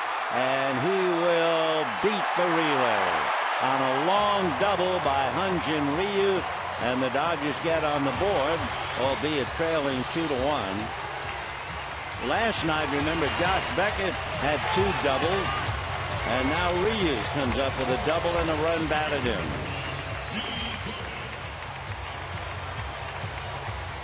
So Ryu is 2 for 2 and the RBI.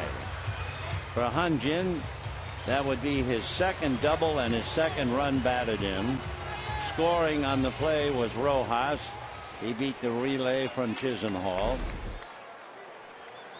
So now the tying run, Ryu, is at second base, and D. Gordon, the batter. They pull up the corners, 2 out. They still look bunt, and ball 1. Gordon leading the major leagues in bunts. He has 10.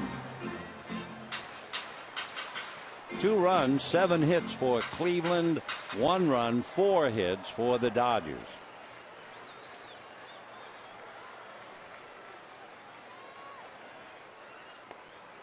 Little low, ball 2, 2-0.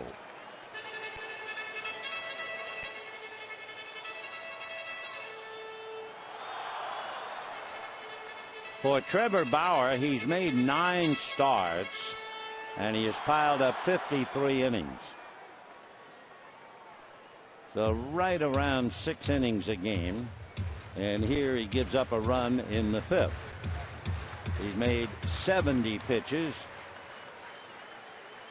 and he still has a lot of work to do. Rojas cools off in the dugout with a run.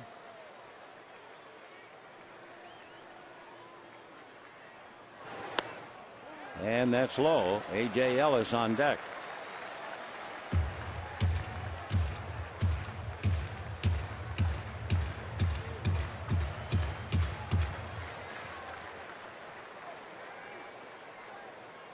Trevor Bauer trying to get out of the inning. 3-0 pitch to Gordon, and it's ball 4.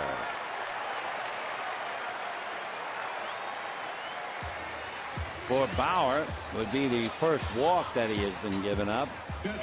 Mike Callaway is the pitching coach, and he's going to slowly make his way out to the mound. Dodgers have the tying run at second base in Ryu, who does not run particularly well. Of course, remember last night, Josh Beckett was at second. The Dodgers then had a double by Gordon, and Beckett just kind of walked over towards third. There was no thought he was going to try to score. So a very brief meeting.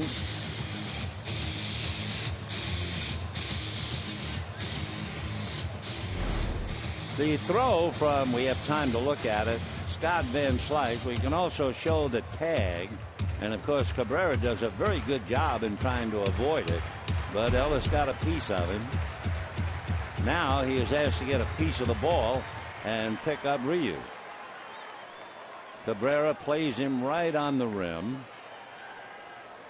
Ellis has single to left and fly to right.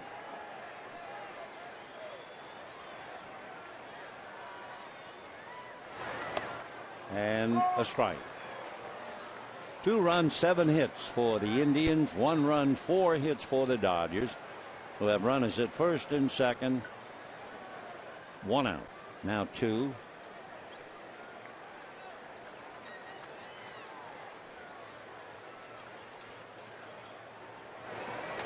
Breaking ball off the plate. 1-1 to A.J. Rio doesn't certainly have to worry about Cabrera, but he does have to keep an eye on Kipnis, trying to take as big a lead as possible at second base.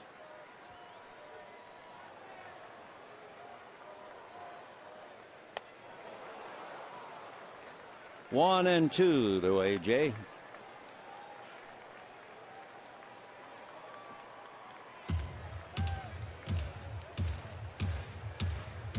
A.J. Ellis, better known at home to Andrew James.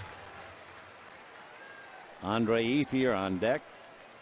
1 ball and 2 strikes.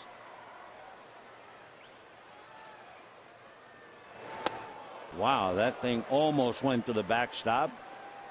Bauer has just 1 wild pitch. We say just one because, for instance, Justin Masterson has 9. 2-2. So the deuce is wild. 2 balls, 2 strikes, 2 out, 2 on. 2-1 Cleveland.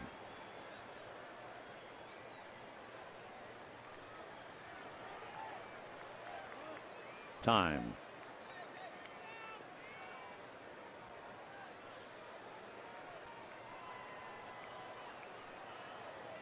Ryu can really take a big lead now because Kipnis is on the rim at second base. Cabrera is on the rim at short. But it looks like Ryu is more fearful of being picked off than he is trying to get a big lead.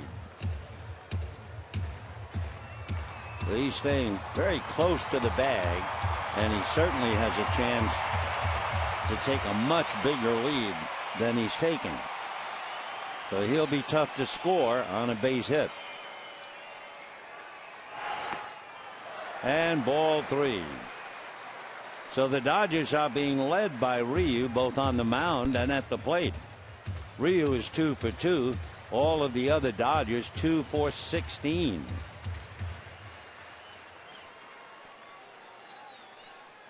Gordon has nowhere to go, of course, with Ryu in front of him. Now with 2 out they go, and it's hit foul off first and well out of play. So for the Dodgers, that's a little bit of a break. The fact that Ryu, the potential tying run, and not a fast runner at all, but he'll be under a full steam on the 3-2 pitch with 2 out. Bundy is reminding Ryu a tidbit about running. He tells him to back up. Tell you about that if we can in a minute. Runners go on ball 4. So the bases are loaded, and Andre Ethier will be coming up. When you're the runner at second base, you do not want to take a lead directly parallel or even with the bag. You want to back up a couple of steps so that if you are racing to third and trying to score, you run an automatic arc, which means you hit third base inside the bag and you cut down that distance and you get home. So they were telling Ryu, back up a little on your lead. They don't have to tell Gordon. So here's Andre Ethier, fly to center, struck out, bases loaded, 2 down, 2-1 in favor of Cleveland. And ball 1. Dodgers were absolutely dreadful. That was the only word last night. Last night, the Dodgers had the bases loaded 3 times. They were not only 0 for 6, the batters struck out 5 of the 6 times.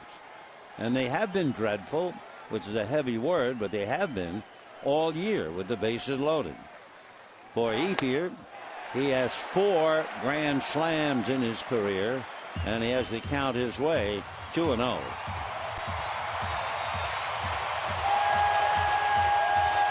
So Ryu, Gordon, and Ellis, 2-0 count, 2 out, 2-1 Cleveland. And we're in the 5th inning.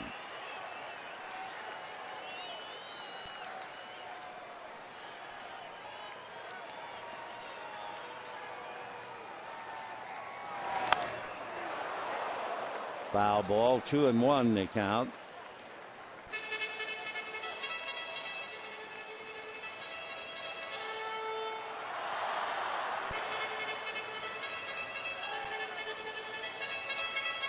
Big moment for a young pitcher and Terry Francona, sweating him out right now. Vinny Pestano, we saw the right-hander last night. He's up in the Indian bullpen. 2-1 the count to Andre Ethier. Fouled away. Ethier acting annoyed, as if that might have been a pitch he would have liked to crushed. Instead, fouled it off.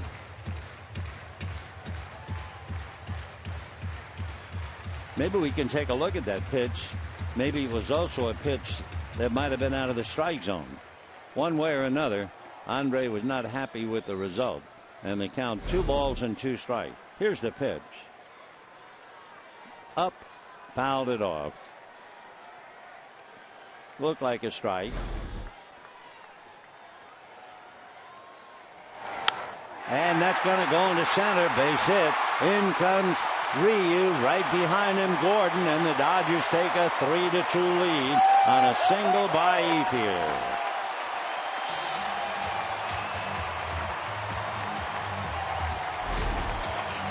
So Ryu, the tying run. It's almost the same pitch that he fouled off. And this time he singled. So look, the same pitch, just about the same location. That's a little amazing. So that's why he acted annoyed. He thought he had gotten the pitch and he fouled it off, but he got just about the exact same pitch and singled to center.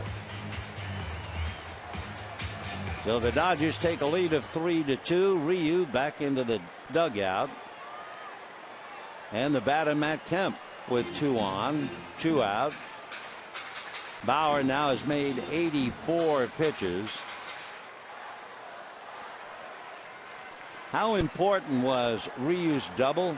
If Bauer had retired him, it would have been a 12-pitch inning. But Ryu doubled, and it's now a 28-pitch inning, and Kemp at the plate.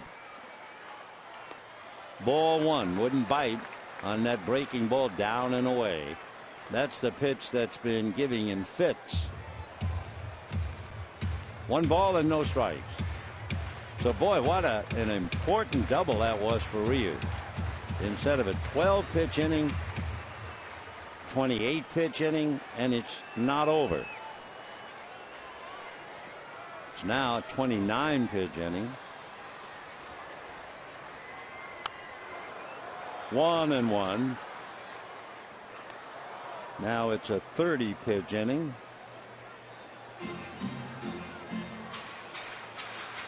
Dodgers 3 runs, 5 hits. The Indians 2 runs, 7 hits. Remember, the Giants have to go up against Adam Wainwright tonight. If the Dodgers can win this, they have to hope Wainwright can beat the Giants, and then the Dodgers would get back into first place. Maybe.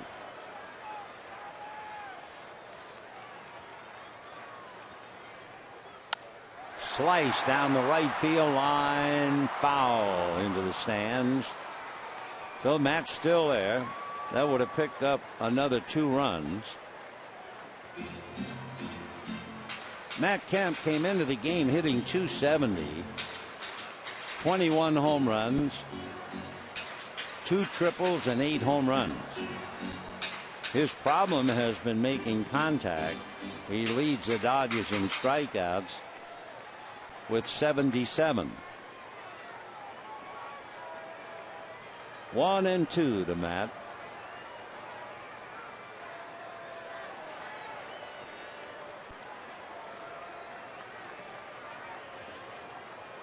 Off the rubber.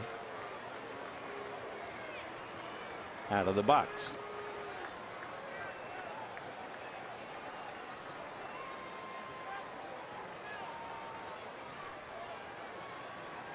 Bauer versus Kemp, with the Dodgers leading 3-2.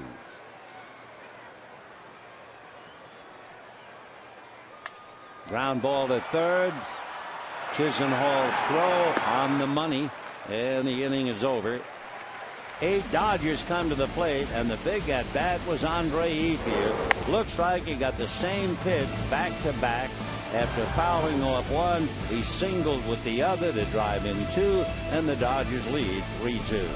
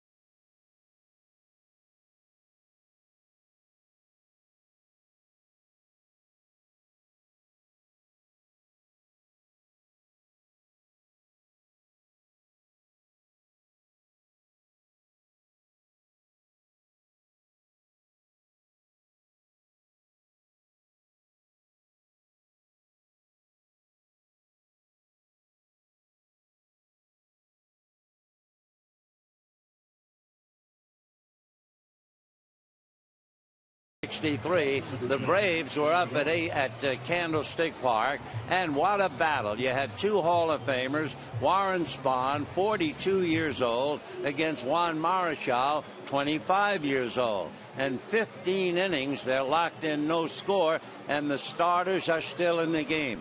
When the 16th inning begins, manager Alvin Dark of the Giants said to Marichal, "Do you want to go back out there?" And Marichal said, "If that 42-year-old goes out there, I've got to go out there." So Marichal went out, got them out in the top of the 16th. In the bottom of the 16th, up popped Willie Mays. Final score, 1-0. Spahn made 201 pitches, Marichal 227. Let's go back to this one.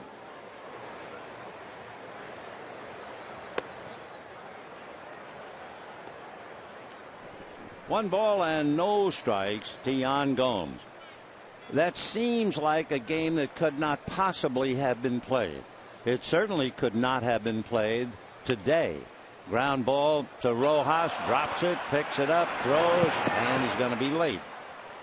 So Rojas made that brilliant play, and now in his haste lets one get away for an error.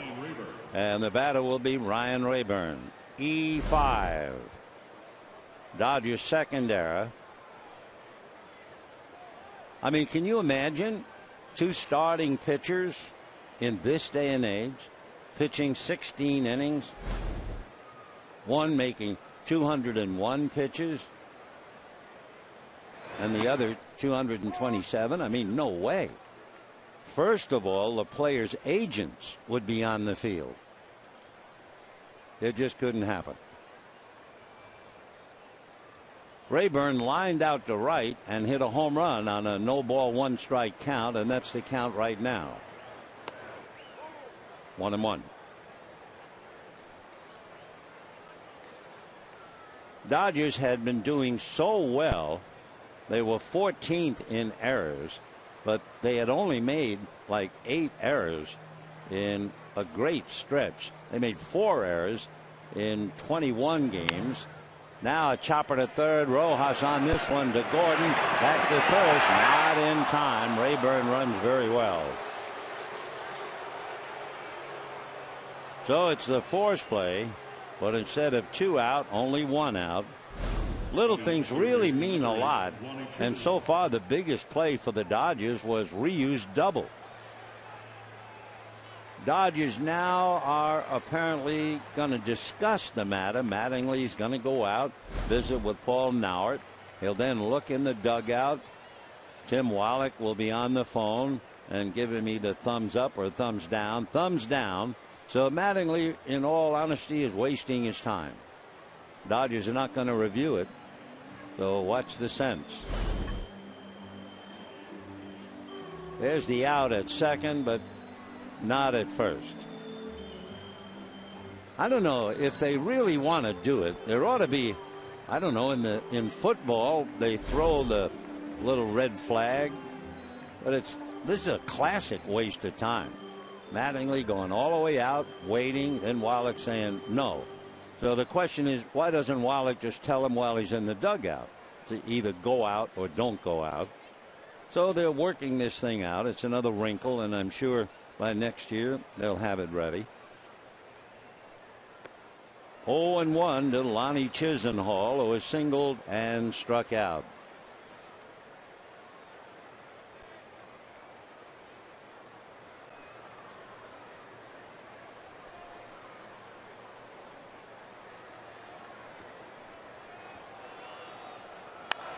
High fly ball into right center. Calling for it is Ethier. He's the captain. So let's see. That should be the third out, but it's the second. The left fielder, Mike Avila, is coming up.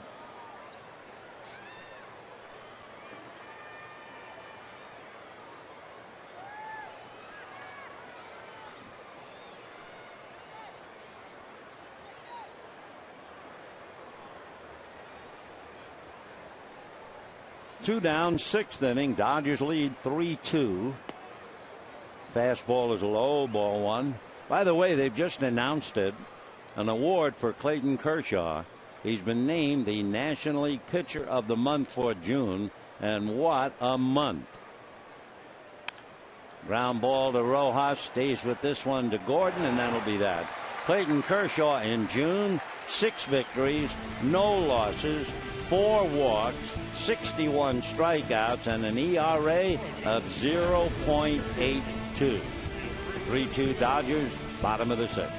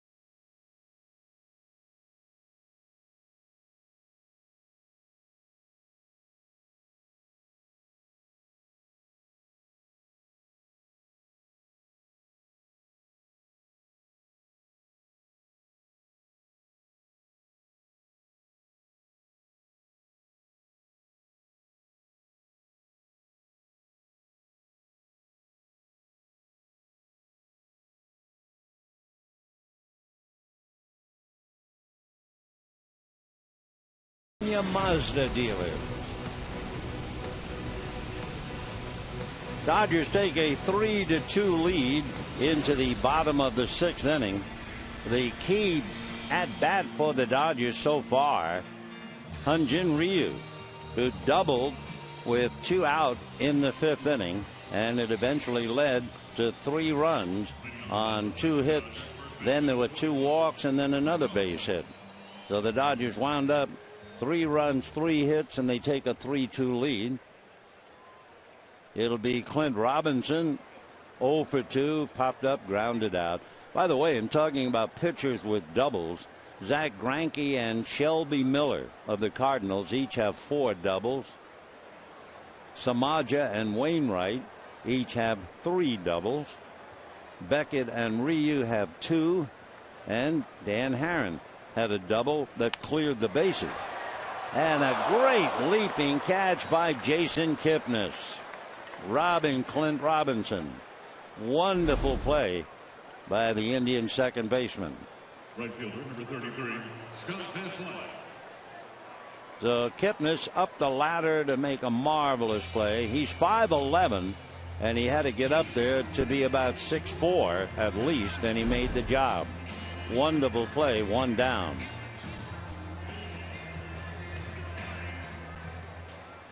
Now the batter is Van Slyke, twice flied to center. His big contribution, fielding the base hit by Santana and throwing Cabrera out at the plate. So for the moment, that's the difference in the game. Cabrera, the shortstop, runs well, but he was nailed by several feet on a perfect throw. No swing on that pitch. 1-1 to Scotty. Handy guy to have around. Play anywhere in the outfield and give you a good job at first base. 1-2. This is the 45th home game for the Dodgers. 36 home games left, so wouldn't be a bad idea to get your schedule out and start figuring out when you're going to come by Dodger Stadium. We'd love to see you. 2-2. Don't forget, after the road trip, the Dodgers have 4 games with San Diego before the All-Star break. Then they go on the road to play St. Louis 3, Pittsburgh 3, and the Giants 3.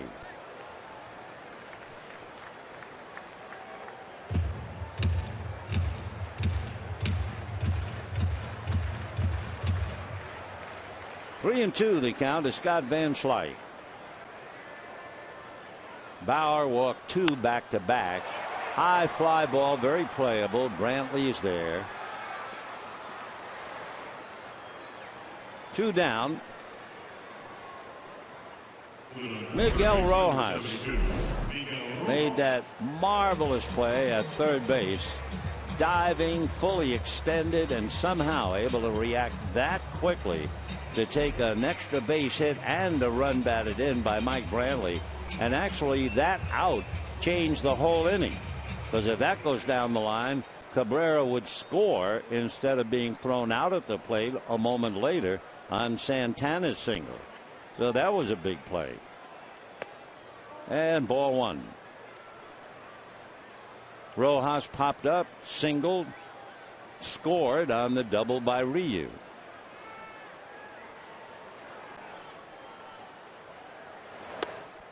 Two and 0. This might be the last inning for Bauer. He's up there now, 97 pitches, and he is due to lead off in the 7th inning. Mark Zepzinski loosening up in the bullpen, the guy they call Scrabble, and for good reason. 2-1 to count.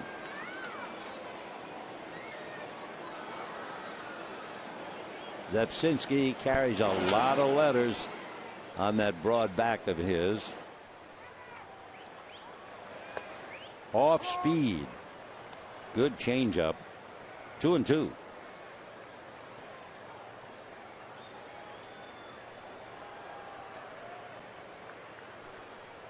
A big sigh on his 100th pitch.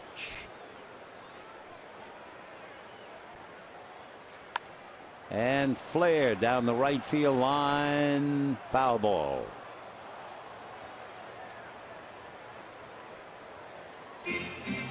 The Rojas coming back.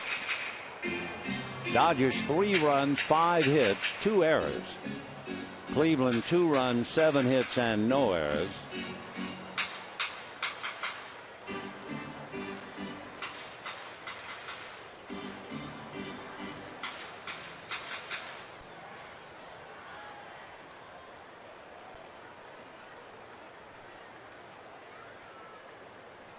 Two and 2. Fastball fouled away. Well, after 100 pitches, he can still hit 94 on the gun. So Trevor hanging tough. Down in the Dodger bullpen, J.P. Howell begins to loosen up.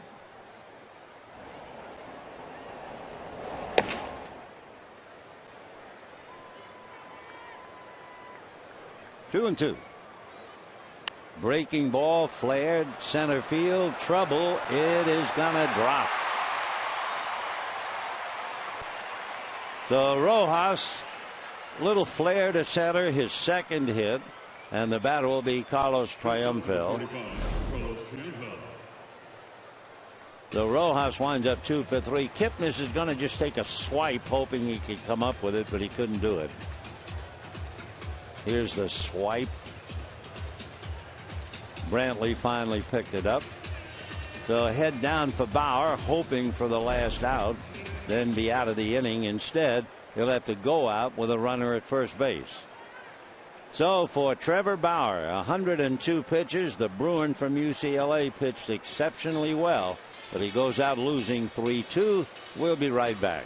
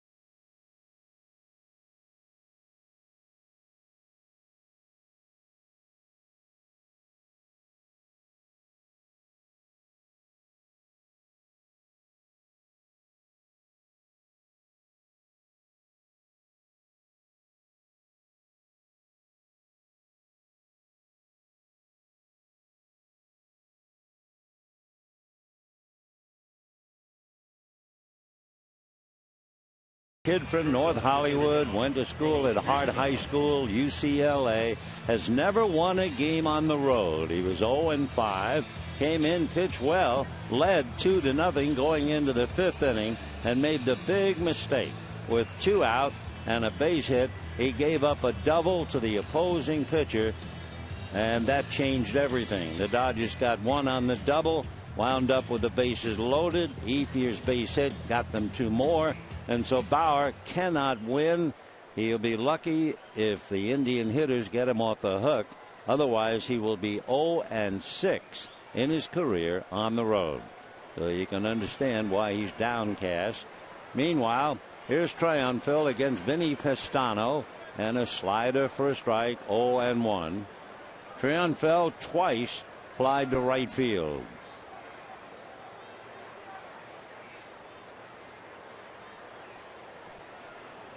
No balls, 1 strike. 3-2 Dodgers, bottom of the 6th. Vinny Pestano with the bat flying into the stands. Pestano was born in Newport Beach, so back-to-back local boys. Triunfil gestures as if to say, keep the bat. I don't want the darn thing. I'll try another one. So that bat just takes off. It was a dark bat. They find it, and Triunfil said, I don't want it. It's not done me any good. I've had 2 fly balls, so forget it. So the fan has the bat. He now has the light colored bat, and a no ball 2 strike count. Vinny Pestano from Newport Beach went to school at Cal State Fullerton, picking up from a UCLA starter. Fouled away. So with Vinny Pestano picking up, talk about a local boy a little bit, an even 6, 200-pounder, 29 years old, drafted by the Indians back in 2006. He was a bat boy for Cal State Fullerton, eventually growing up and attended the school of his dreams. He went to Canyon High in Anaheim. 1-2. Vinny pitched a no-hitter when he was 14 in a Pony League game.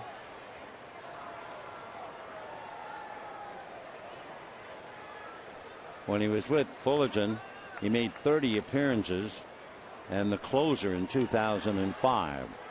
1-2. Sliced foul down the line.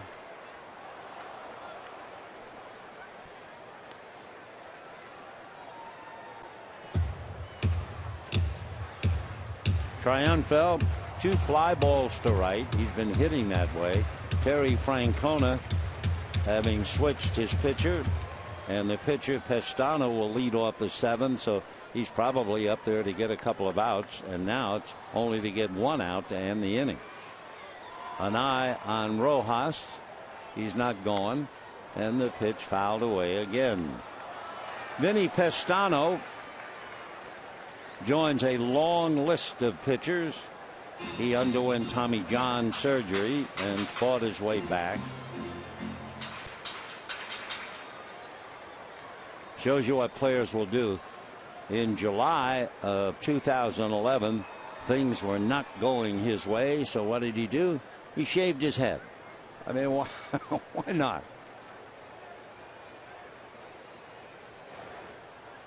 Justin Masterson, the big fella from Kinston, Jamaica, he decided one day that I think I'll be Mr. Clean. So he shaved his head. Hair today. 1 ball and 2 strikes, keeping an eye on Rojas.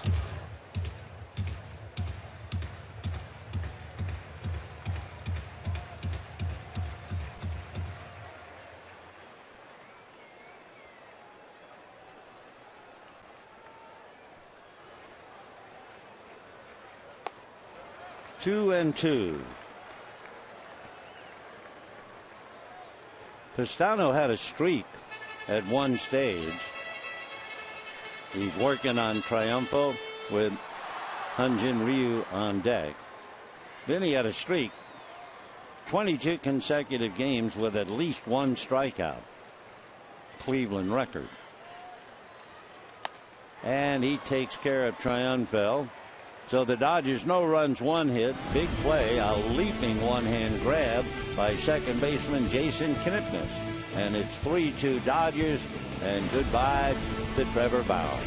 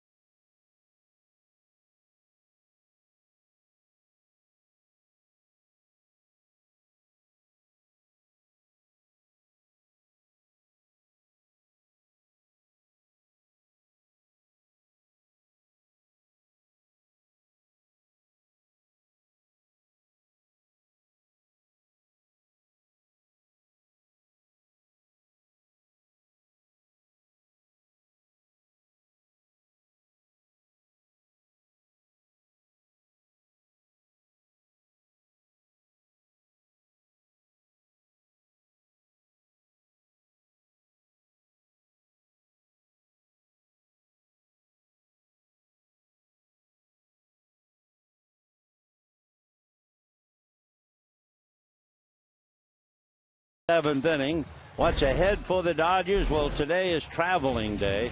As soon as the game is over, they'll fly to beautiful Denver, Colorado. They will start a 4-game series tomorrow night. That'll be coming back here at 5 o'clock.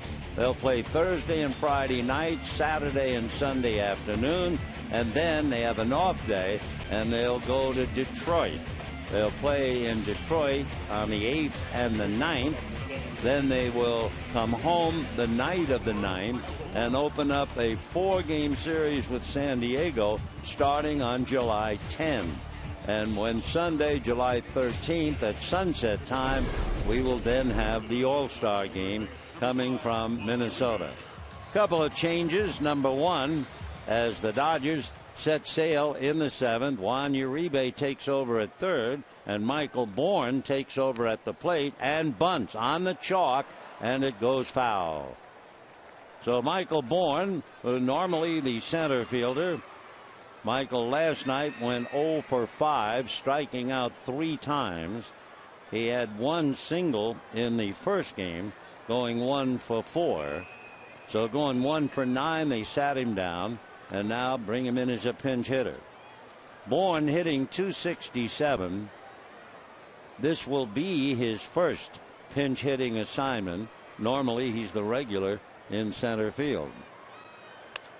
Comebacker. Ryu, an exceptionally fine fielding pitcher. So 1 away on the comebacker here in the 7th. And the batter will be Jason Kipnis. Kipnis made that great leaping catch of the line drive hit by Clint Robinson. Kipnis with the bat is 0 for 3, hitting .247.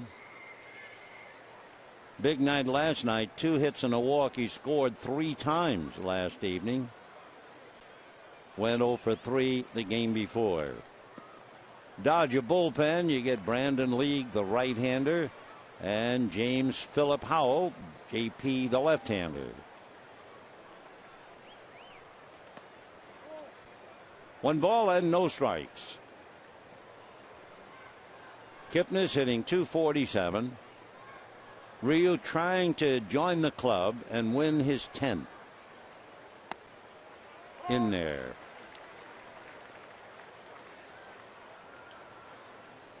Dodgers have Zach Greinke with 10. Clayton Kershaw has 9. Ryu 9 trying to win number 10. 2 balls and 2 strikes. Greinke and Kershaw, by the way, will open up in Colorado.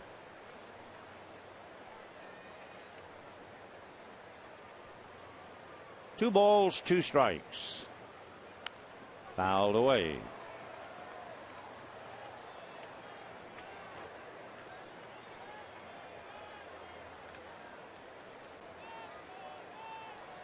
Kipnis out of Illinois.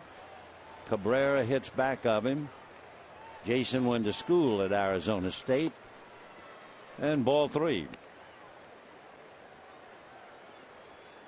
He actually, Kipnis, accepted a baseball scholarship to the University of Kentucky. Stayed there as a freshman and finally went back to Arizona State and chases one and strikes out.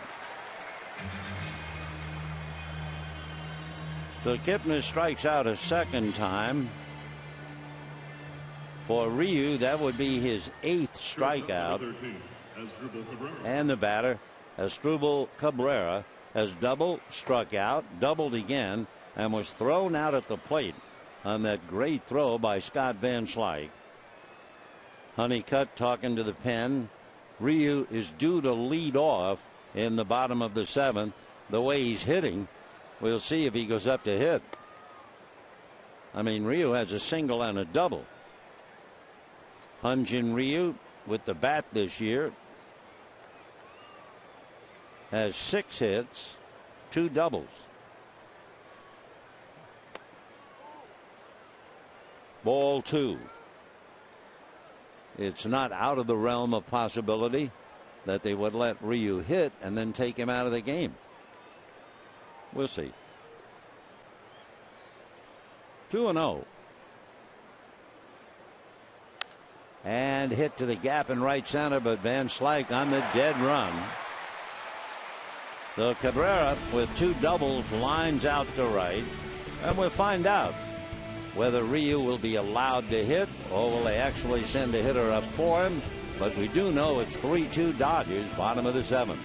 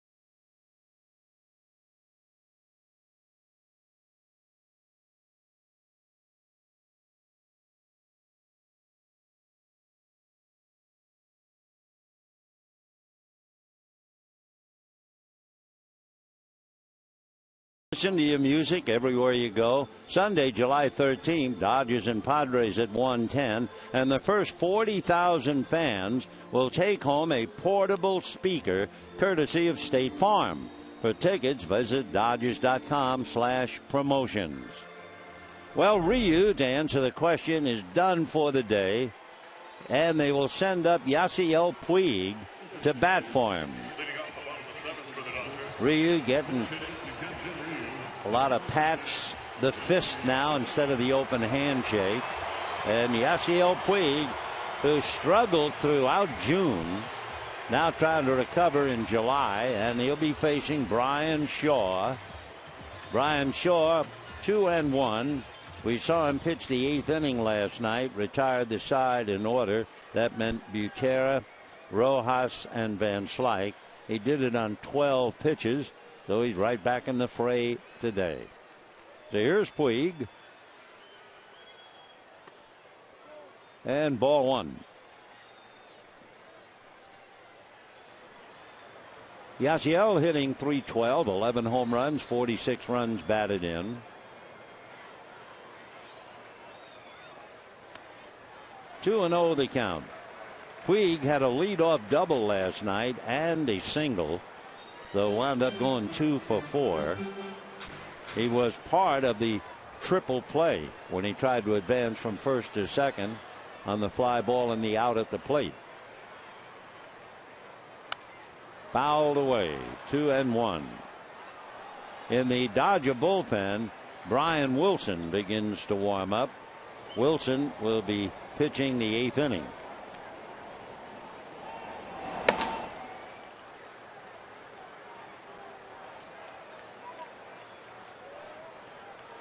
Two balls, one strike.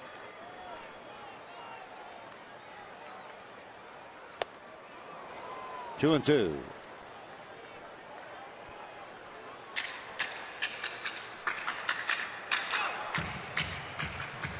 Brian Shaw, the third pitcher for Cleveland.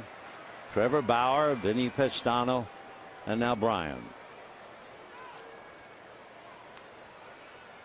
And that's popped in the air foul. Coming down is Santana. Coming over is Gomes, and it's out of play. And the count stays 2-2. Brian Shaw, the third pitcher, is from Livermore, California, but he lives over in Arizona. 6'1", about 210. He'll be 27 in November. Came in a deal, complicated deal, from Arizona along with Trevor Bauer. 2-2. Comebacker off the glove, deflected over to the right side, and Kipnis had left it. So Puig is aboard with a comeback single. Too hot to handle for Byron Shaw. It will go right off the glove, trying to back up. Kipnis goes to his right, and there's nobody there to play the carom. So Puig says thank you very much. He will take that base hit for sure.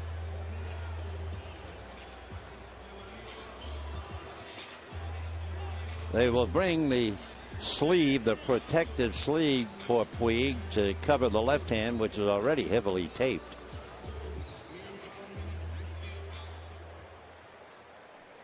The other day, he slid into third, feet first, and we were very happy for him. But then the next time he went head first into second, and that's probably the way he'll run now that he has that hand protected. Gordon shows bunt. 1 ball and no strikes. D has grounded out, struck out, walked, and scored a run.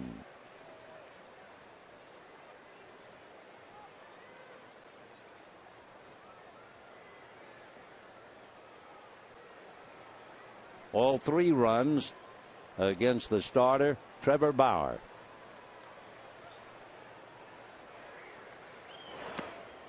Two and 0.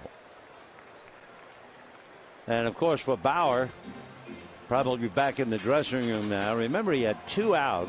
He had given up a single to Rojas. He was leading, and then he gave up the double to Hyun-Jin Ryu. That knocked in 1. Then, perhaps upset over the walk to Ryu, he gave up back-to-back walks. And then it looked like the same pitch to Ethier back-to-back. Ethier fouled the first one off. It looked like a high fastball.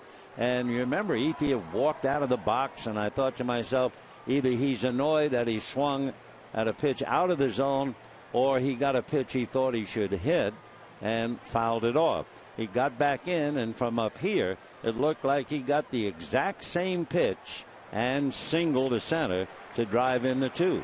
And the Dodgers lead 3-2, and Trevor Bauer had to come out. Well, on a beautiful Wednesday afternoon, the paid attendance 50,199. 50,199. Great crowd. 3-0. That's a strike. Dodgers last night went over 2 million. First team in the majors to do that. Over 2 million in 44 dates, averaging 46,000. And they draw 50 today on a Wednesday afternoon. 3-1 to Gordon. Bunt. Out to get it will be the catcher. Gomes guns it to first. Rounding second, falling down, but there's no one out there with him. So Puig can go back to the bag.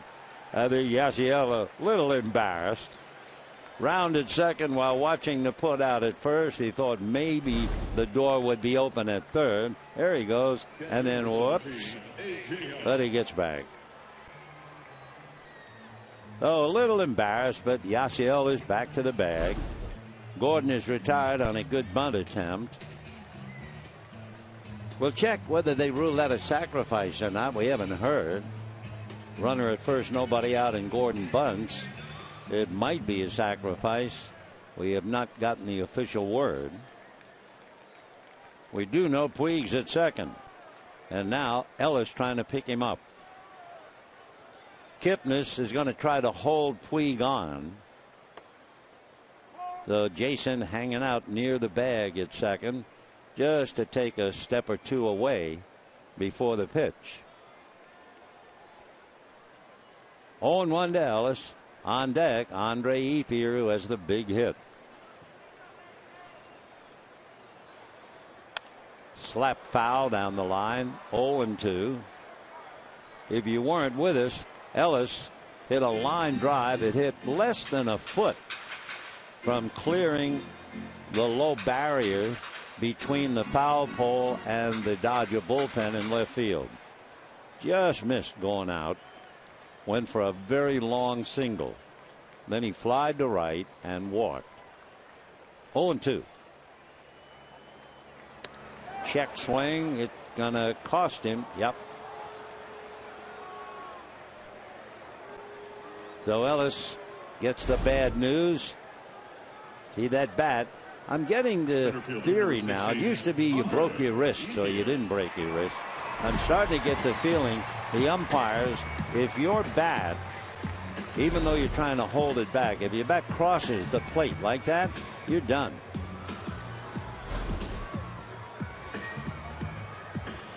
So Ellis strikes out. Andre Ethier, the batter. Ethier fly to center, struck out, and then, as I'm guessing, got the back-to-back pitch. Looked like a fastball up a little bit away. He fouled it off, walked around, I'm sure muttering to himself. And Bauer, who was pitching a fine game, came right back with the same pitch, same location. Ethier singled to drive in 2. That's the big leagues for you. So close. By the way, we double check, and it was a sacrifice for Gordon.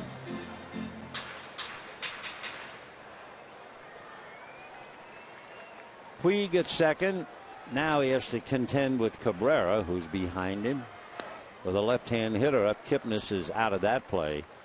He has to go back to his position at second base. 3-0. Now, in this kind of a spot, and Kemp on deck, you really wouldn't be too surprised if they green-lighted Andre Ethier 3-0. We'll see.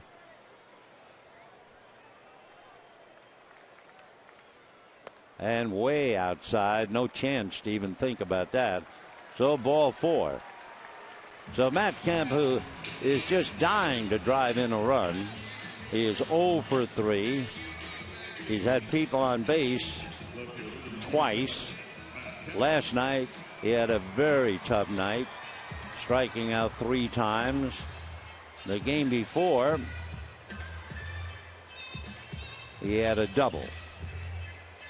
So Matt hitting .267, 2 on, 2 out, bottom of the 7th. Dodgers leading 3-2. Indians in the daytime are 16 and 17.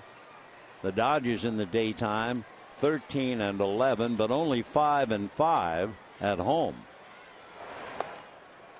Good breaking ball for a strike. Kemp gave, let it come in.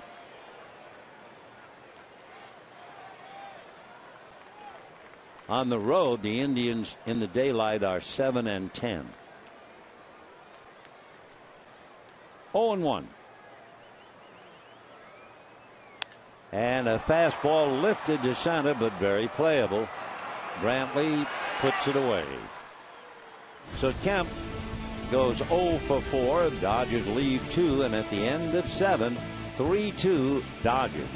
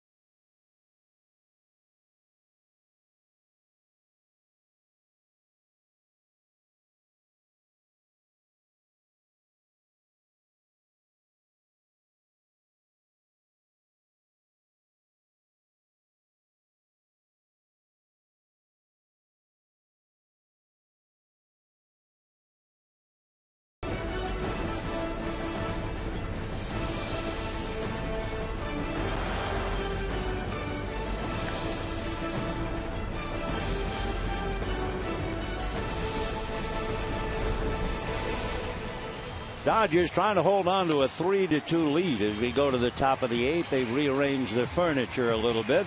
Yasiel Puig batted for Ryu, stays in the game in right field. Scott Van Slyke, whose throw to the plate to get Cabrera, keeps the Dodgers leading 3-2. He's now at first base. And Brian Wilson coming out of the bullpen to pick up. Brian, who had his struggles at one time, has really been doing a great job for the Dodgers in relief. In his 36th game and a record of 1-2. But Wilson has a string going. He had a scoreless 9th inning Wednesday for a save. He's allowed 1 run in his last 16 2/3 innings. Brantley, ball 1. Michael reached on the error by Triunfeld in the first inning and then was robbed of an extra base hit and a run batted in on a brilliant leaping catch by Miguel Rojas. That's a strike.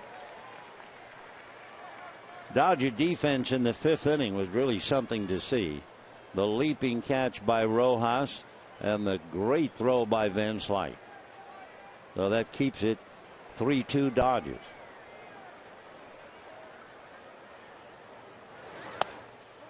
Off the plate.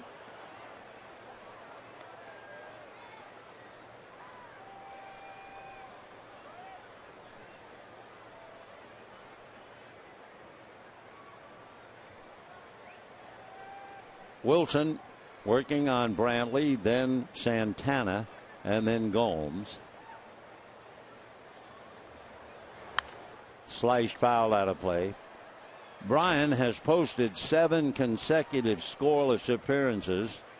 That would be going back to June the 14th. In fact, he's had scoreless relief 18 of his last 19 games. Over that stretch, his earned run average is a half a run. 2-2. 3-2. Ryu in 7 innings allowed 2 runs, a home run by Ryan Rayburn with a man aboard, and basically that's it. 2 runs, 7 hits. He kept the string going. Although Wilson walks Brantley, Ryu in 7 innings did not walk anybody. So that means 36 consecutive starters have gone allowing 2 walks or less.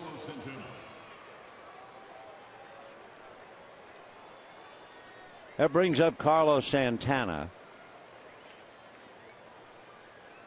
Santana has struck out, fly deep to center, single to right. It was his base hit to right that was fielded on 1 hop by Van Slyke, who then threw Cabrera out at the plate. There goes Brantley. The throw is there. The tag was not there. I can't tell from here whether Triunfeld held that ball or not. And that's probably why they lost it, because the throw is right on the runner. You reach for the ball, you tag the runner, and there's the ball. So they would have gotten him, I believe. Throw right on the fanny. Yep. If Triunfeld holds the ball, Brantley is out. But he didn't hold the ball. Brantley, the tying run is safe. He is 10 for 10 in stolen bases. So that could be a killer play at second base. Strike. So the tying run should have been out, and it's very much alive at second base. Santana, Gomes, and Rayburn trying to get it home. Down in the bullpen, J.P. Howell is up again. A strike.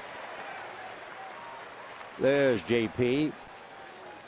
With Cleveland, Santana's a switch hitter, and Gomes bats right-handed. But they really load up the lineup. For instance, in game 1, they had 1, 2, 3, 4, 5. They had 6, 7 left-hand hitters.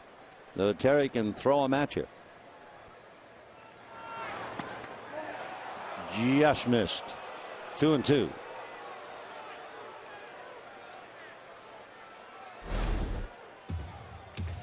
How close? That close.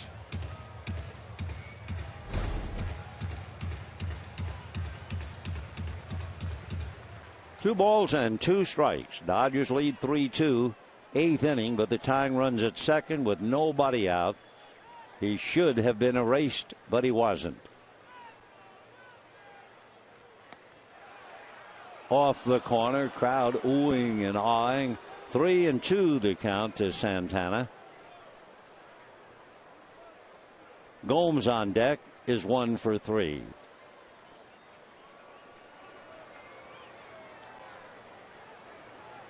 Three and 2.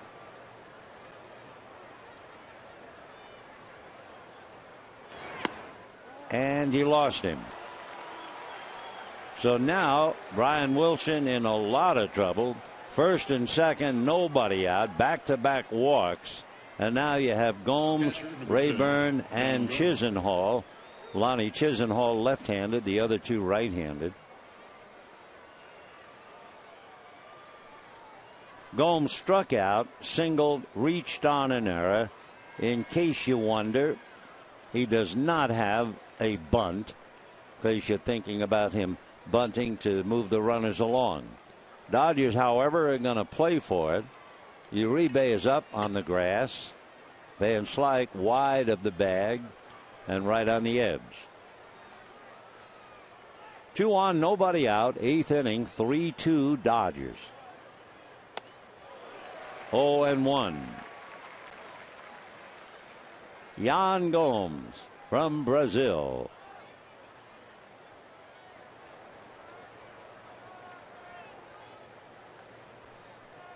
Gomes 6'2", 215.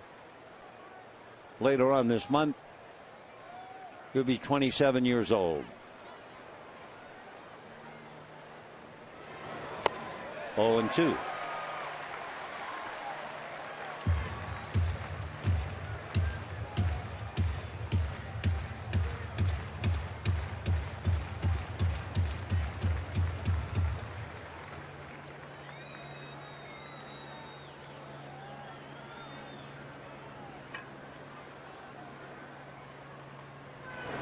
And got him.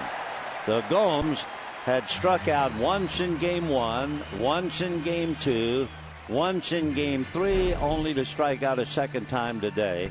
Basically, high fastball put him away. So Terry does not want the sacrifice. Instead, Gomes gets a 95-mile-an-hour fastball and comes back empty-handed. Now the Indians will go to David Murphy, a left-hand hitter. David Murphy in game 1 arrived. He was 1 for 42 and he went 0 for 2. So he was 1 for 44 last night and he broke loose with 3 hits. The first hit, he just topped a little ball up along third and there was no play. Later on, he doubled and singled. So Murphy wound up with a couple of ribbies and 3 hits. Ball 1. Murphy for the year, 5 home runs, 40 runs batted in, hitting .250.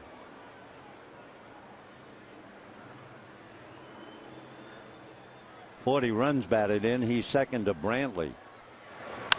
And promptly bangs it to left field. Over to get the ball is Kemp. He does not have a play at the plate. And then throws to third, and the throw was not expected.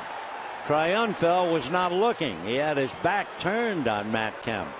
Triunfel was right at the bag. And Kemp wisely threw to third, but unwisely, the shortstop never thought the throw was coming there.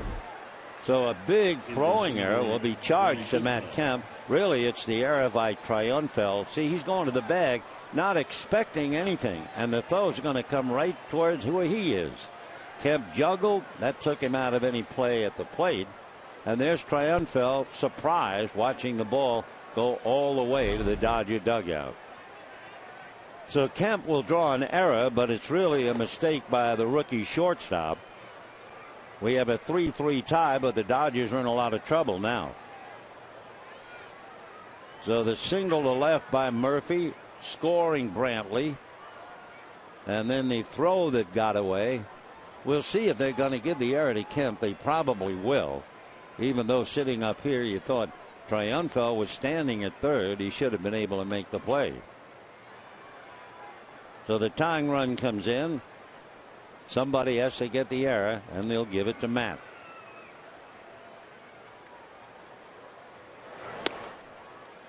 And now the walk to Lonnie Chisenhall loads it up. So it all began when Brantley was trying to steal second base, and Triunfel had a great throw and let it get away. And then the throw by Kemp, and the last thing that Triunfel was expecting was a throw to third when it was the proper play. So 3 runs, 8 hits. 3 runs, 7 hits for the Dodgers. Michael Aviles, he has hit into a force play, single to right, hit into a force play again.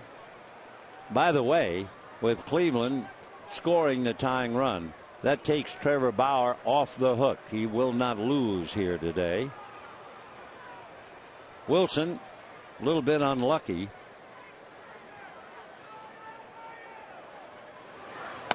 Off the plate.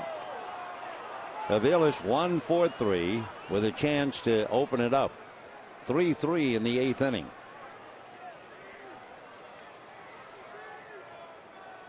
Michael last year had a grand slam at Detroit.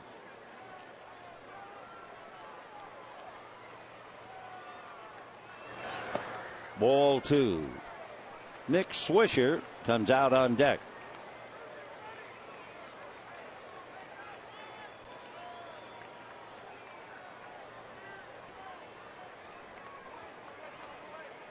So Wilson, 3 walks and a single, plus the error and the drop throw at second base. Fastball flared. That's going to be trouble. That's going to drop in. 1 run will come in. Puig's throw to the plate is cut off. The throw over to third not in time. So 2 runs come in. And it is 5-3 in favor of Cleveland. So Aviles line drive single to right. Chisenhall goes to third. And both Santana and Murphy score.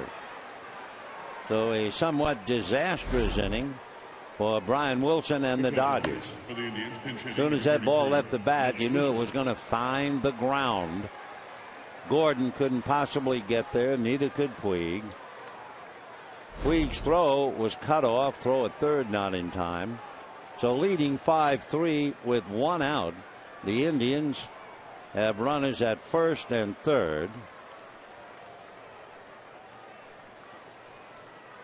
A meeting at the mound as Nick Swisher comes up. Swisher batting for Shaw. And here comes Don Mattingly, so let's see. Swisher is a switch hitter. In looking at Nick's numbers, you would think he is a better hitter right-handed. Nope, check me. A little bit better left-handed. All 5 of his home runs left-handed. So they will wisely bring in J.P. Howell. For Brian Wilson, a tough luck pitcher. If the throw was held at second base, it might have been a different inning, but it's not. And we'll be right back.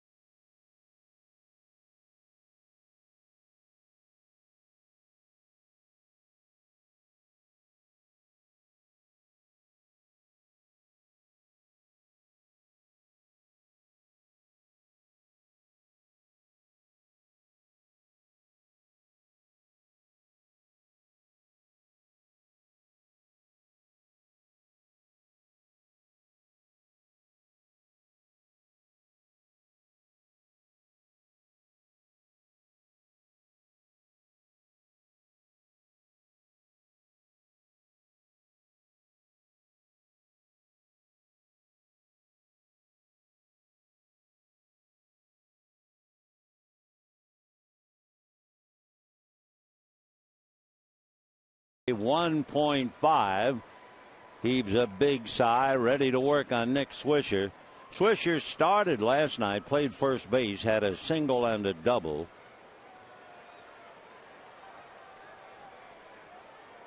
Batting right-handed.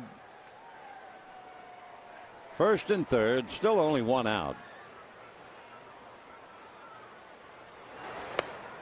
And ball 1. Swisher, 5 home runs, all hit left-handed, so that's why they wanted to bring him in and bring a left-hander against him. He is grounded into 4 double plays. He's been struggling.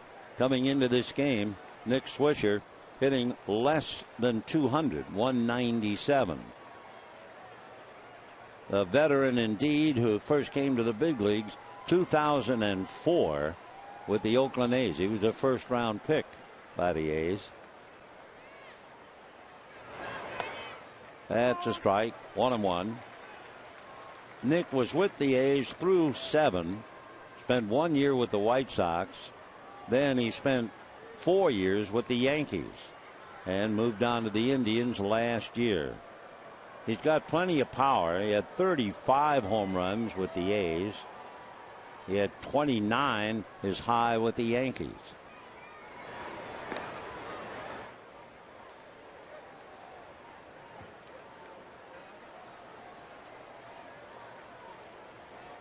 One ball and one strike. It's been Ryu for 7, then Brian Wilson, who made 25 pitches, followed by J.P. Howell.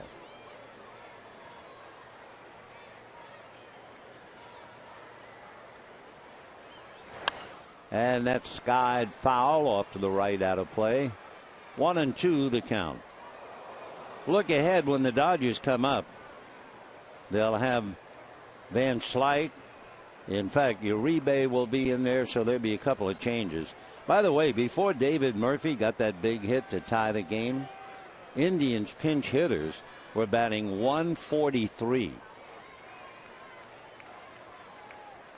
But David got the hit. That's all that counts. 1 ball and 2 strikes.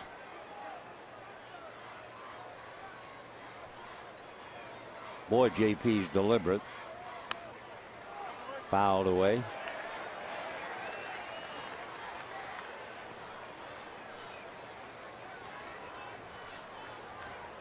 Aviles over there at first base has stolen 7 out of 10. So JP trying to keep him anchored there, try to keep the hopes of an inning-ending double play. So we'll see if they try to run Aviles, and that's why JP's been so deliberate. 1-2 to Nick Swisher.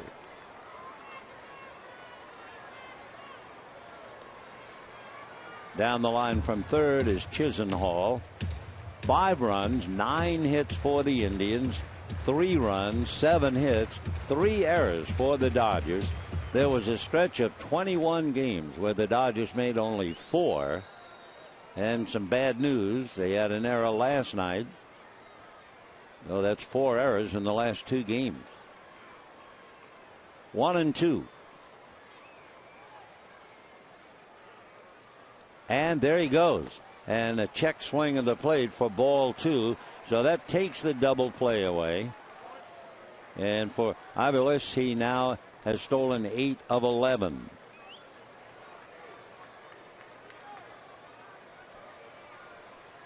Two stolen bases in the inning. Brantley, of course, looked like he was going to be tagged out, and Triunfeld dropped the throw, and that really changed the inning. Infield has to play up now. Second and third, 1 out. 2-2 to Nick Swisher. Foul back. Nick's dad, Steve, was a first-round pick. His father also went to Ohio State, where he was a first-round pick for Oakland. His dad, Steve, was a first-round pick with the Cubs.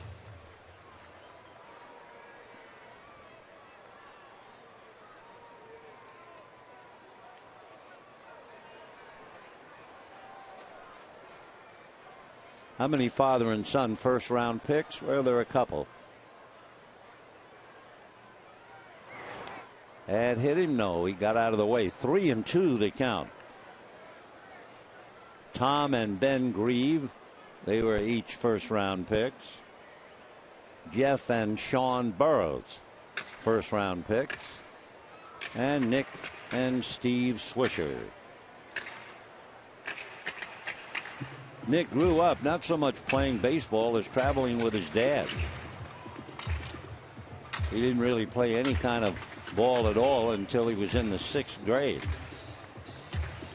His father became a coach, and Nick just traveled right along with him. The 18-hour bus rides in the low minors. But he and his father developed a great relationship along the way.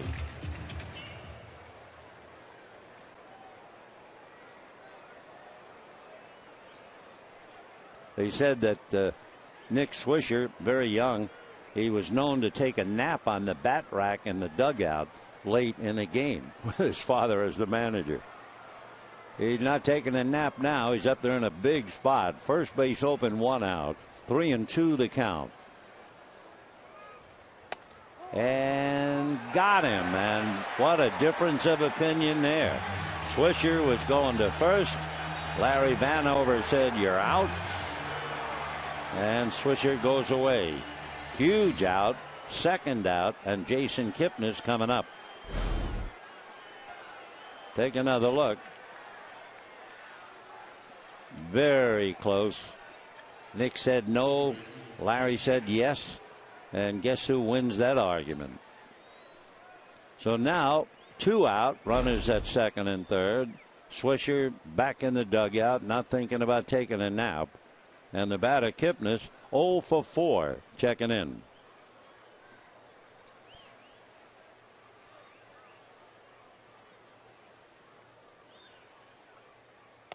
A look and a strike.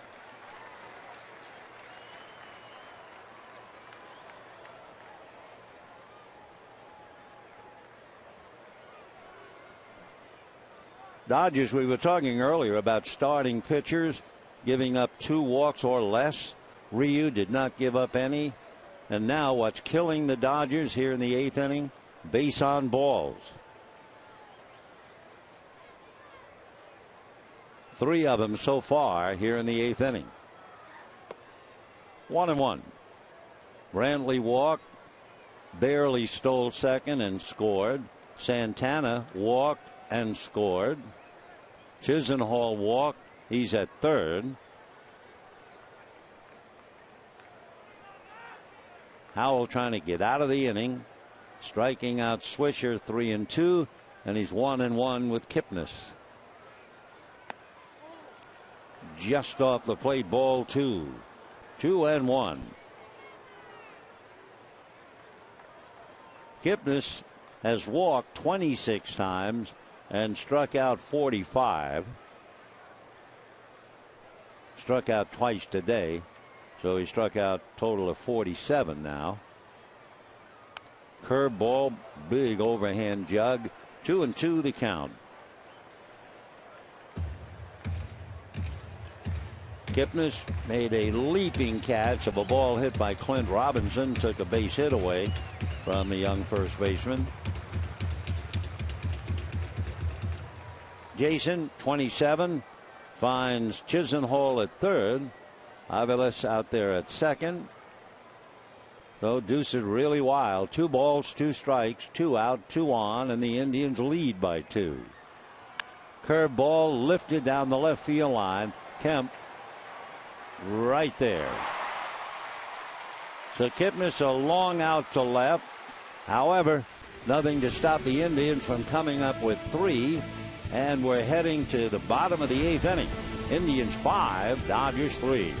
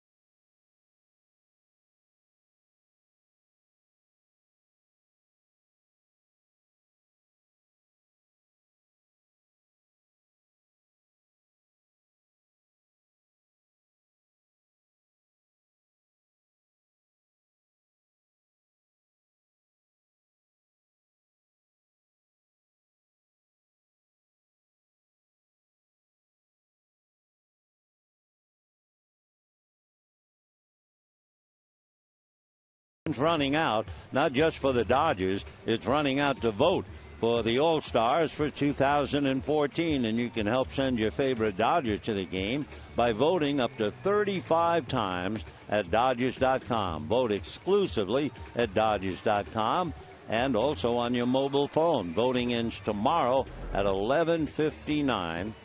The All-Star game is the 15th of July in Minneapolis. David Murphy, who came off the bench and got that base hit to left field, stays in the game in right field. And Scott Atchison, whom we saw briefly last night, now comes back in to try and hold on to the lead.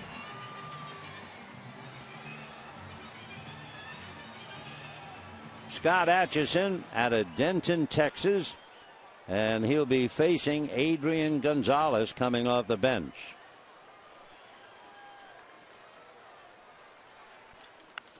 Fouled away, 0-1 to count. Adrian, of course, starting so many games. He is 0 for 2 as a pinch hitter.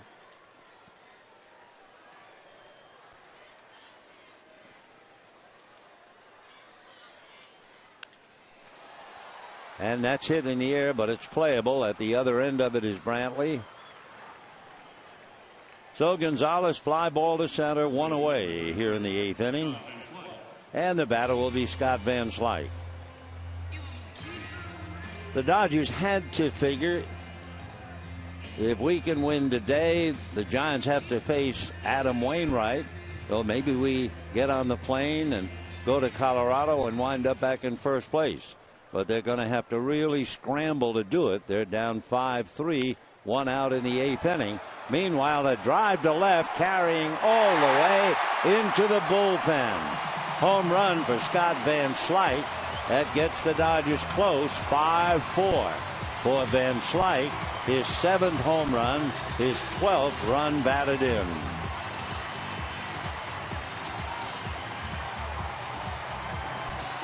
So Scotty has knocked in one, and he has stopped another with his great throw. And now Juan Uribe coming up, a little dance in the dugout, but the Dodgers are still a buck shy. Take another look. Breaking ball, but it stayed up, and when it broke, it was right over the heart of the plate. And Van Slyke is going to knock it into the Dodger bullpen. So 5-4 Cleveland. And now here's Uribe, and ball one.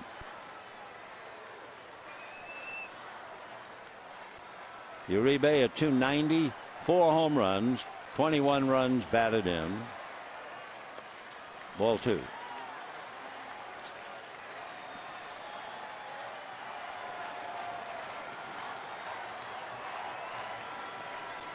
One out in the 8th, 5-4 Indians. Fastball sliced foul down the right field line. The paid attendance today, 50,199. 50,199.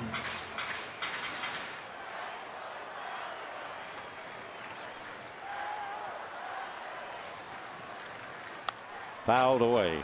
The Indians must think like they are in heaven coming here.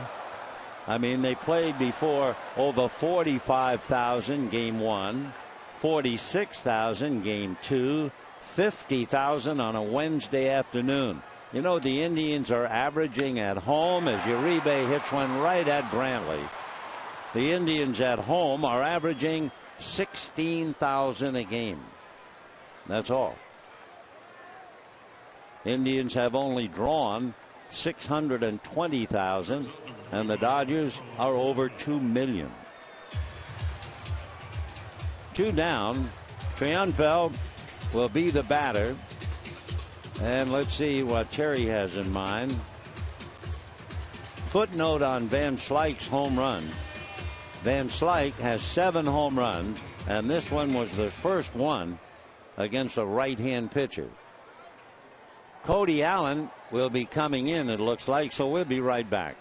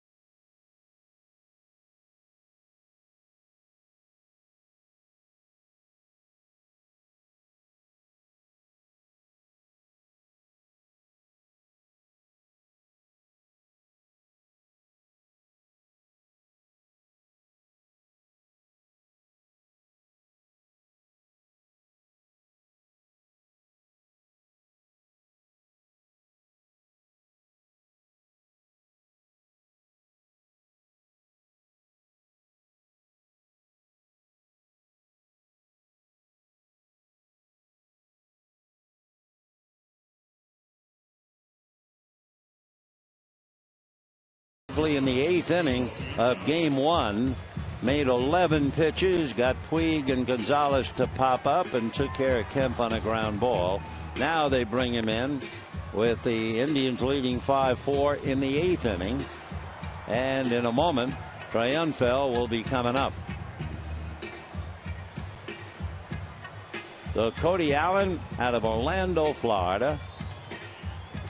He's 6'1" and 210. 25 years old, getting ready to face Triunfel. Triunfel 0 for 3, 2 fly balls to right, struck out, and hitting just 167.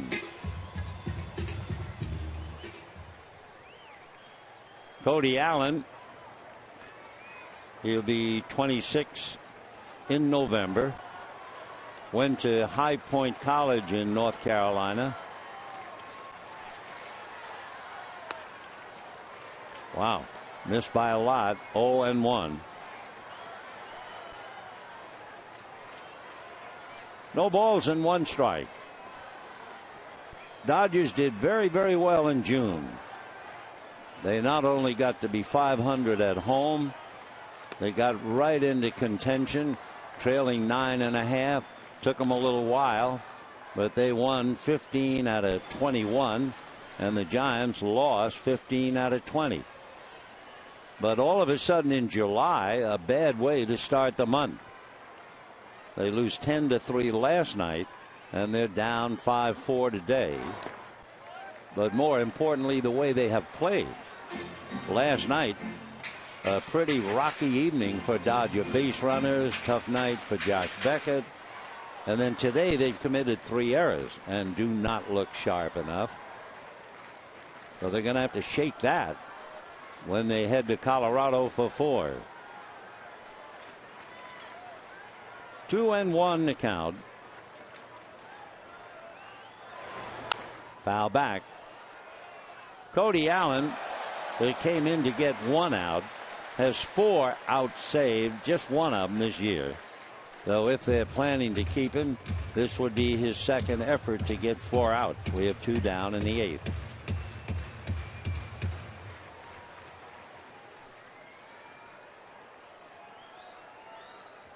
Cody was picked in the 23rd round in 2011. 3-2. On deck, Yasiel Puig. The Triunfel just trying to get aboard and let Yasiel come up. 3-2, 2 down. Big pitch for Cody Allen. He's only walked 13 and struck out 44. Make it 45. So the Dodgers get 1. Scott Van Slyke buries 1 in the Dodger bullpen for his first home run against a right-hand pitcher, but that's not enough. And we're heading for the 9th inning. Cleveland leading 5-4.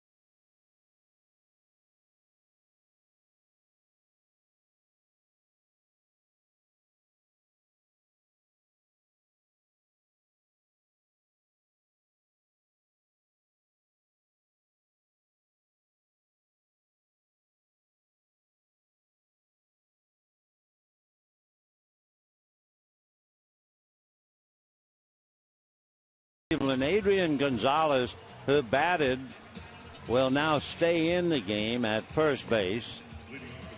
Van Slyke will come out. And we'll put Perez in Van Slyke's spot. So Chris Perez, the former Indian, and I mean he was a big chief for the tribe. He saved as many as 39 games, 36 games.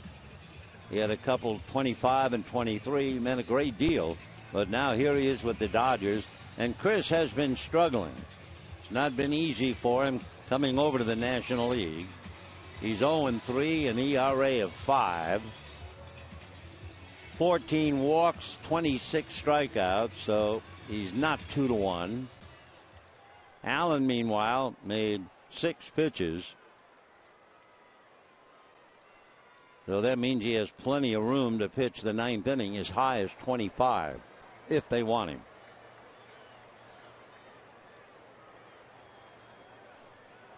So here's Asdrubal Cabrera, 2 doubles, 2 for 4, struck out and lined out. 0-1.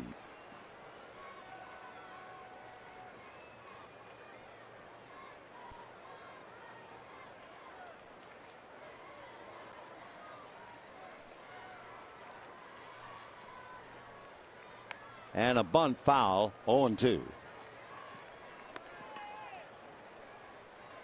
Cabrera, a switch hitter, and his folks say that he actually started his switch hits when he was 3 years old. It may or may not be a stretch, but he's a switch hitter in the big leagues.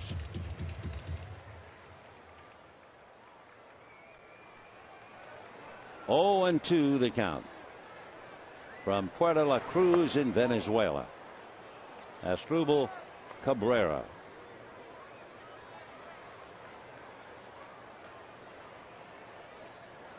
We mentioned earlier back in May of 2008, Asdrubal turned an unassisted triple play. This time line drive right at Gonzalez. So Cabrera has hit the ball hard 4 times and he's 2 for 5. Center fielder number 23, Michael Brantley. So 1 out and Michael Brantley coming up. Brantley reached on an error in the 1st inning. Lost a base hit on a leaping catch by Rojas in the 5th inning. And then in the 8th inning, a big play, walked, tried to steal second. Ellis's throw was right on the money. Triunfel tried to catch the ball. The runner was coming right into him, and the ball got away from the young shortstop. And that turned out to be a big play. Before the dust settled, the Indians scored 3 and turned the game around from 3-2 to 5-3 Cleveland. Dodgers have gotten 1 back on the home run by Van Slyke, but they're still a buck short. When the Dodgers come up in the bottom of the 9th inning, they'll have Yasiel Puig, then D. Gordon, and then A.J. Ellis. If anybody gets on, Andre Ethier.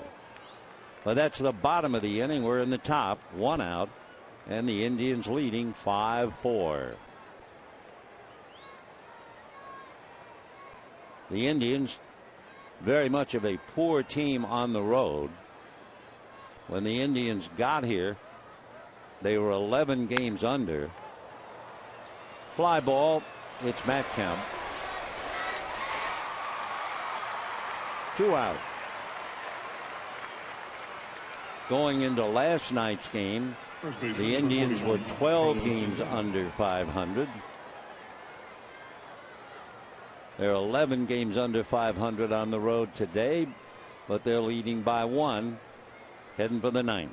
Here's Santana, struck out, fly deep to center. He had the base hit to right field, and that's when Van Slyke made that 1-hop perfect throw to nail Cabrera at the plate. Last time up, Santana walked and eventually scored. That was a poor play for the Dodgers in the 8th inning. Matt Kemp realized the run was going to score, and he wisely threw to third. So that was the good play. Unfortunately, young Triunfel at third base, that was the last thing he thought of, that there was going to be a throw to third. And the throw went right by him for a big error to put runners at second and third. And then Aviles had the base hit, and 2 big runs came home. Fouled away off third, down the line, out of play. 1 ball and 2 strikes, they count, to the former Dodger property, Carlos Santana. Santana came up to the Indians in 2010. The Dodgers, do you remember Casey Blake? Everybody loved Casey Blake. Well, Casey came here in the deal that sent Santana to Cleveland. 2-2.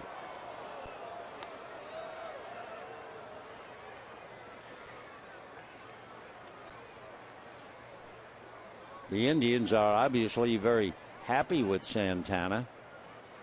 April 2 years ago, they gave him a 5-year deal. And he goes 3-2.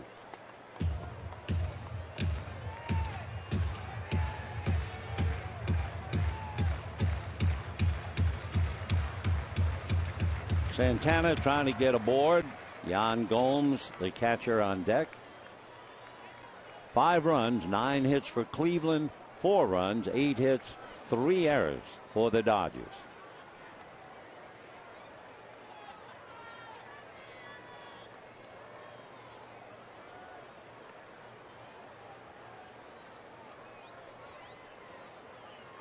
Fastball hit to the right of Gordon. Oh, that brings up a point. You know, about 9:30 this morning, because on the shift, Gordon always plays on the grass, maybe 10 feet out in right field. First time I've seen an infielder take a lot of ground balls, maybe 20 feet past the mound on the grass. And it's 5-4 Cleveland.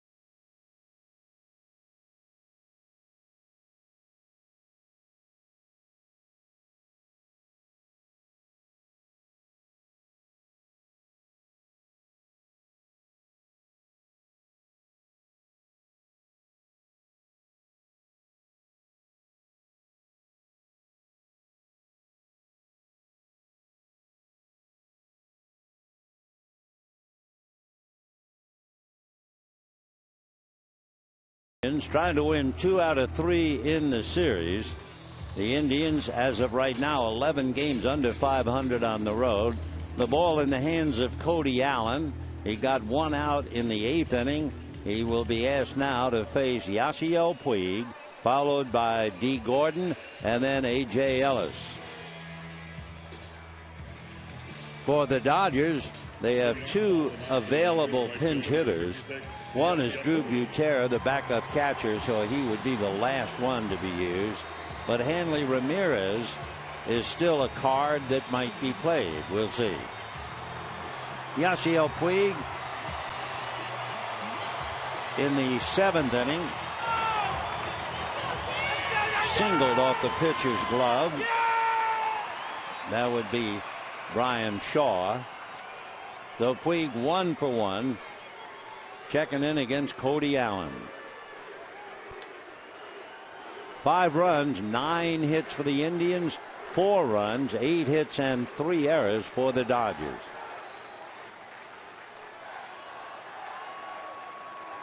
Cody Allen, who was the Cleveland minor league pitcher of the year 2 years ago. This is his second year with Cleveland. And ball one to Yasiel Puig. Basically, with Allen, fastball, curveball. Fastball has been clocked as high as 97. Very strong curveball. It's been clocked at 86. There it is. 1-1.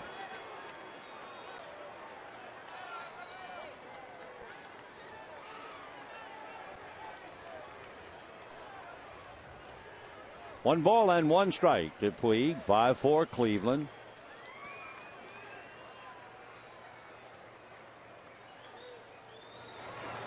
Fastball unintentionally fouled away. That pitch at 96. That just ate Puig up. Didn't have much of a chance to get a swing off at all. At 96, in, here's what happened. Can't get around on it. 1-2.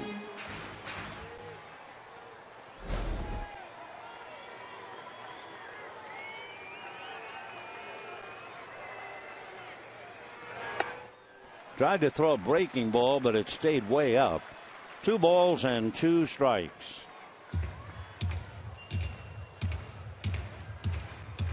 On deck, D. Gordon. Allen broke in July 2 years ago. Walked the first 2 batters he faced in relief, and then really settled down. That's ball 3. He had 12 straight scoreless appearances. And now teammate Nick Swisher beat him with a 2-run home run. New ball being put in play. 3-2 the count to Yasiel Puig. Puig, as you know, a very aggressive hitter, but he has walked 39 times, struck out 69 times.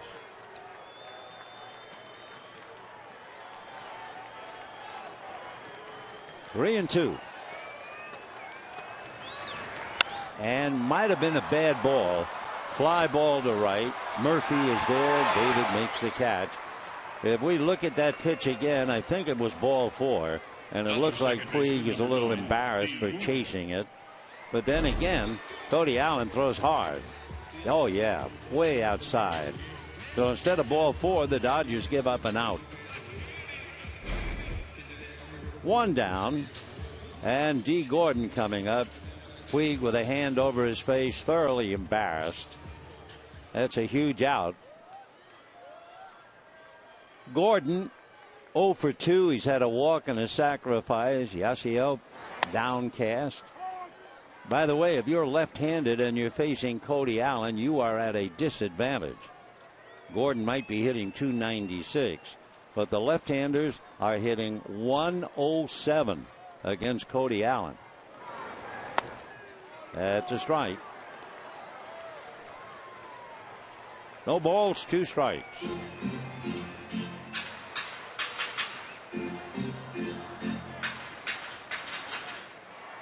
That first year when Cody debuted 2 years ago, left-handers were 0 for 21 until Swisher beat him with that home run. I think that's a foul ball, and it is.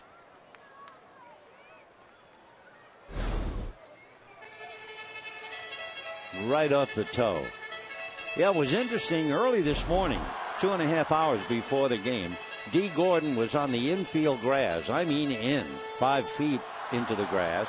Lorenzo Bundy was hitting hard ground balls to him because he was working on ground balls when he's in the outfield playing a deep second base, which is a tip-off to the kind of kid D. Gordon is.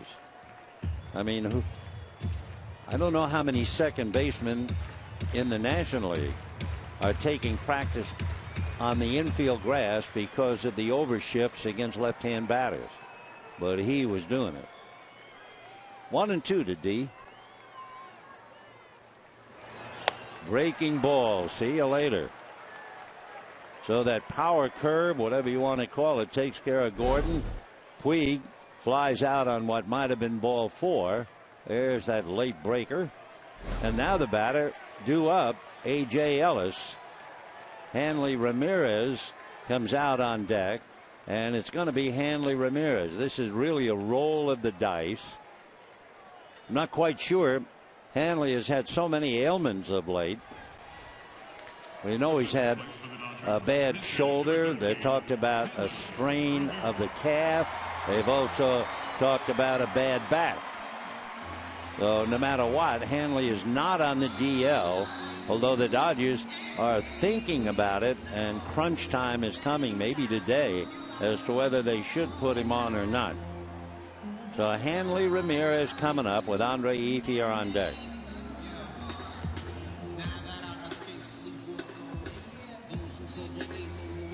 Ramirez, one of the gang last night.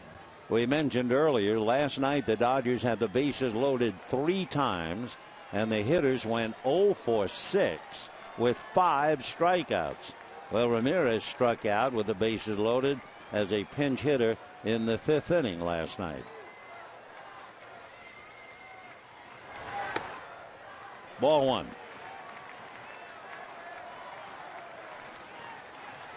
Hanley batting .271. Ramirez has missed at least 10 games, couple of a pinch hitter. He's 1 for 4 coming off the bench. 1-1.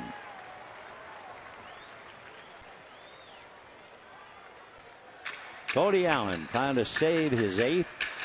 John Axford has 9. Second time they've asked Cody to get 4 outs, and he's gotten 3 of them. And that's off the plate, ball 3.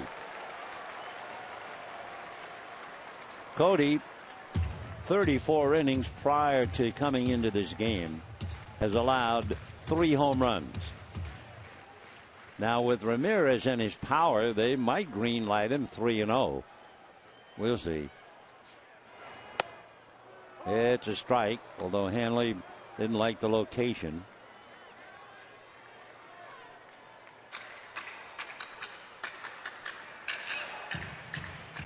Dodgers off to Colorado.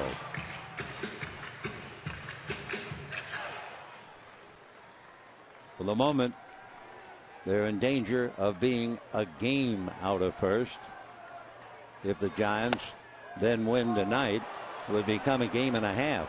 Breaking ball strike, that hard curveball. 3-2 the count. Sitting quietly, observing. D. Gordon, after a very quiet day, 0 for 3 with a walk and a sacrifice. And Matt Kemp, 0 for 4. So it's 3-2 to Hanley.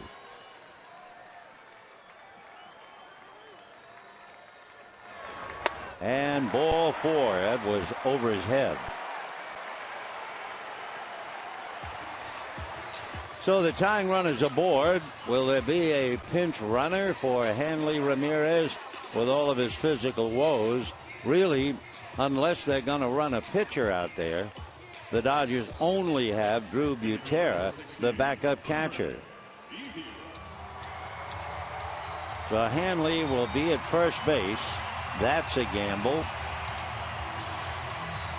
Andre Ethier fly to center, struck out, had that big base hit.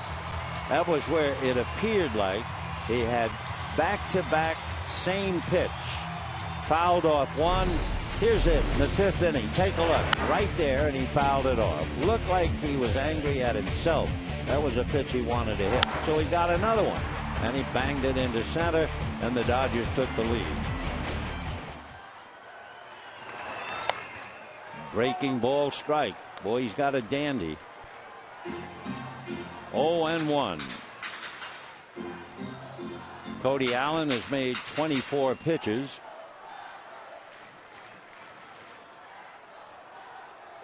Made only 11 pitches in the 8th inning of game 1.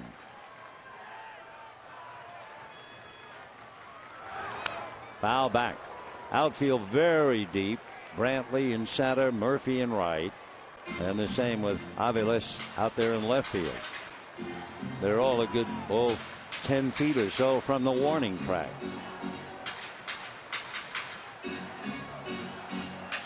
No balls and 2 strikes.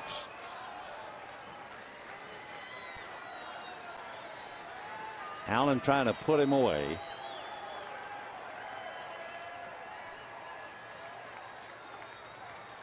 Allen better than 3-1 strikeouts to walks. And in his relief appearance today, 1 walk, 2 strikeouts.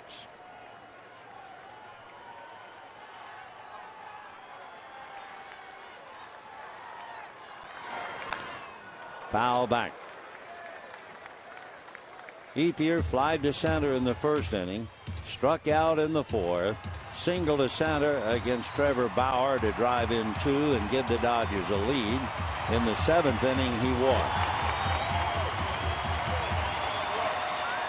Waiting on deck, Matt Kemp.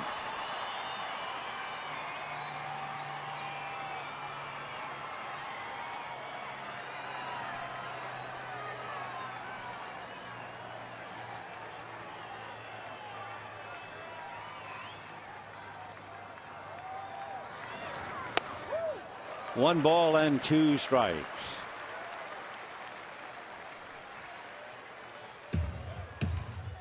So it's been Bauer, Pestano, Shaw, Atchison, and Allen, and the Dodgers with Ryu, Wilson, and Howell.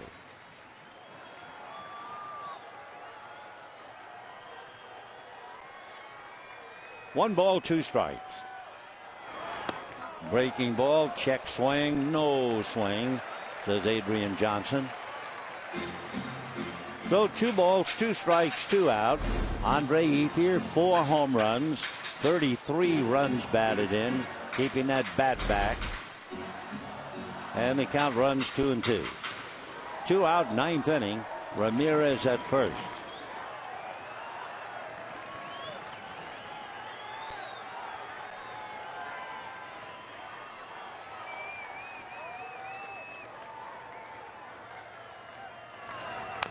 Fouled away.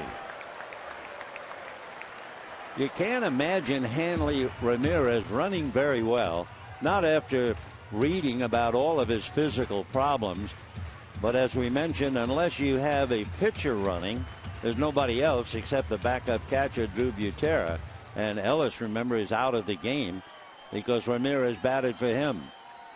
So the pitchers stay, Ramirez stays, Kemp waits, and a 2-ball, 2-strike count to Andre Ethier.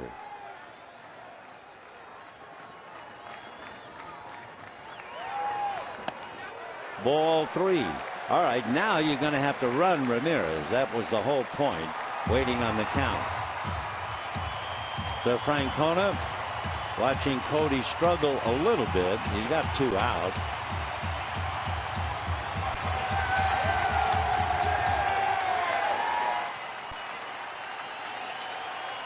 So Ramirez ready to go, 3-2. There he goes. And a fly ball down the left field line. It is going to drop fair. Hanley is to third. Into second goes Ethier.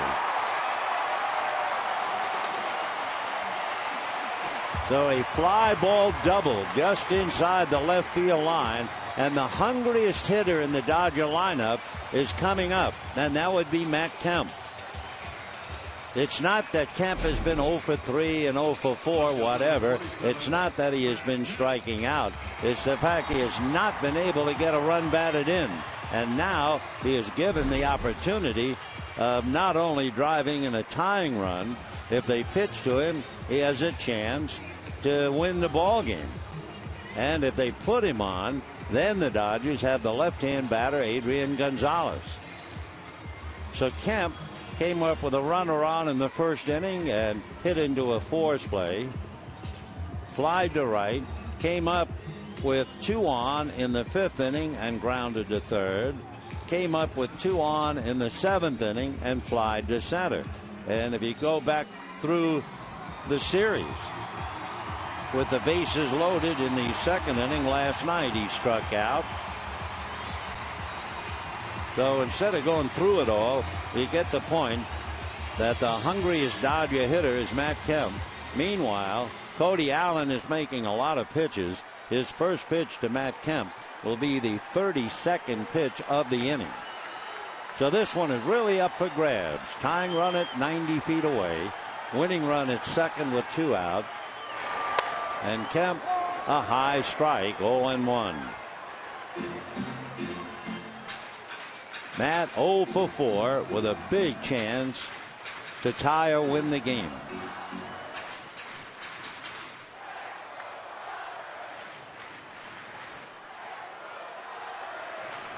No balls, 1 strike.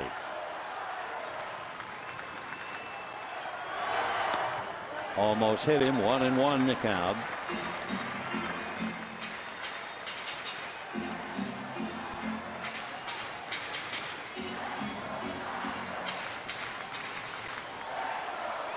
Ramirez at third. Ethier at second. 1 ball, 1 strike. This will be the 34th pitch made by Cody Allen. Fastball lifted to right center, but very playable.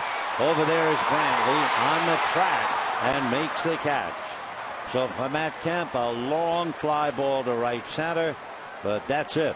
The Dodgers leave runners at second and third. Yasiel Puig, I'm sure, will think, why in the world did I swing at that 3-2 pitch that was outside? Well, that's the way the Dodgers have been playing the last 2 days. So they leave town right now a game out of first place. And if the Giants beat Wainwright, it'll be a game and a half. The big play, it would be certainly the base hit by Mike Aviles in the 8th inning, a single to right field that drove in David Murphy as well as Carlos Santana. That gave the Indians a 5-3 lead. Dodgers came close, but a buck short and lose 5-4.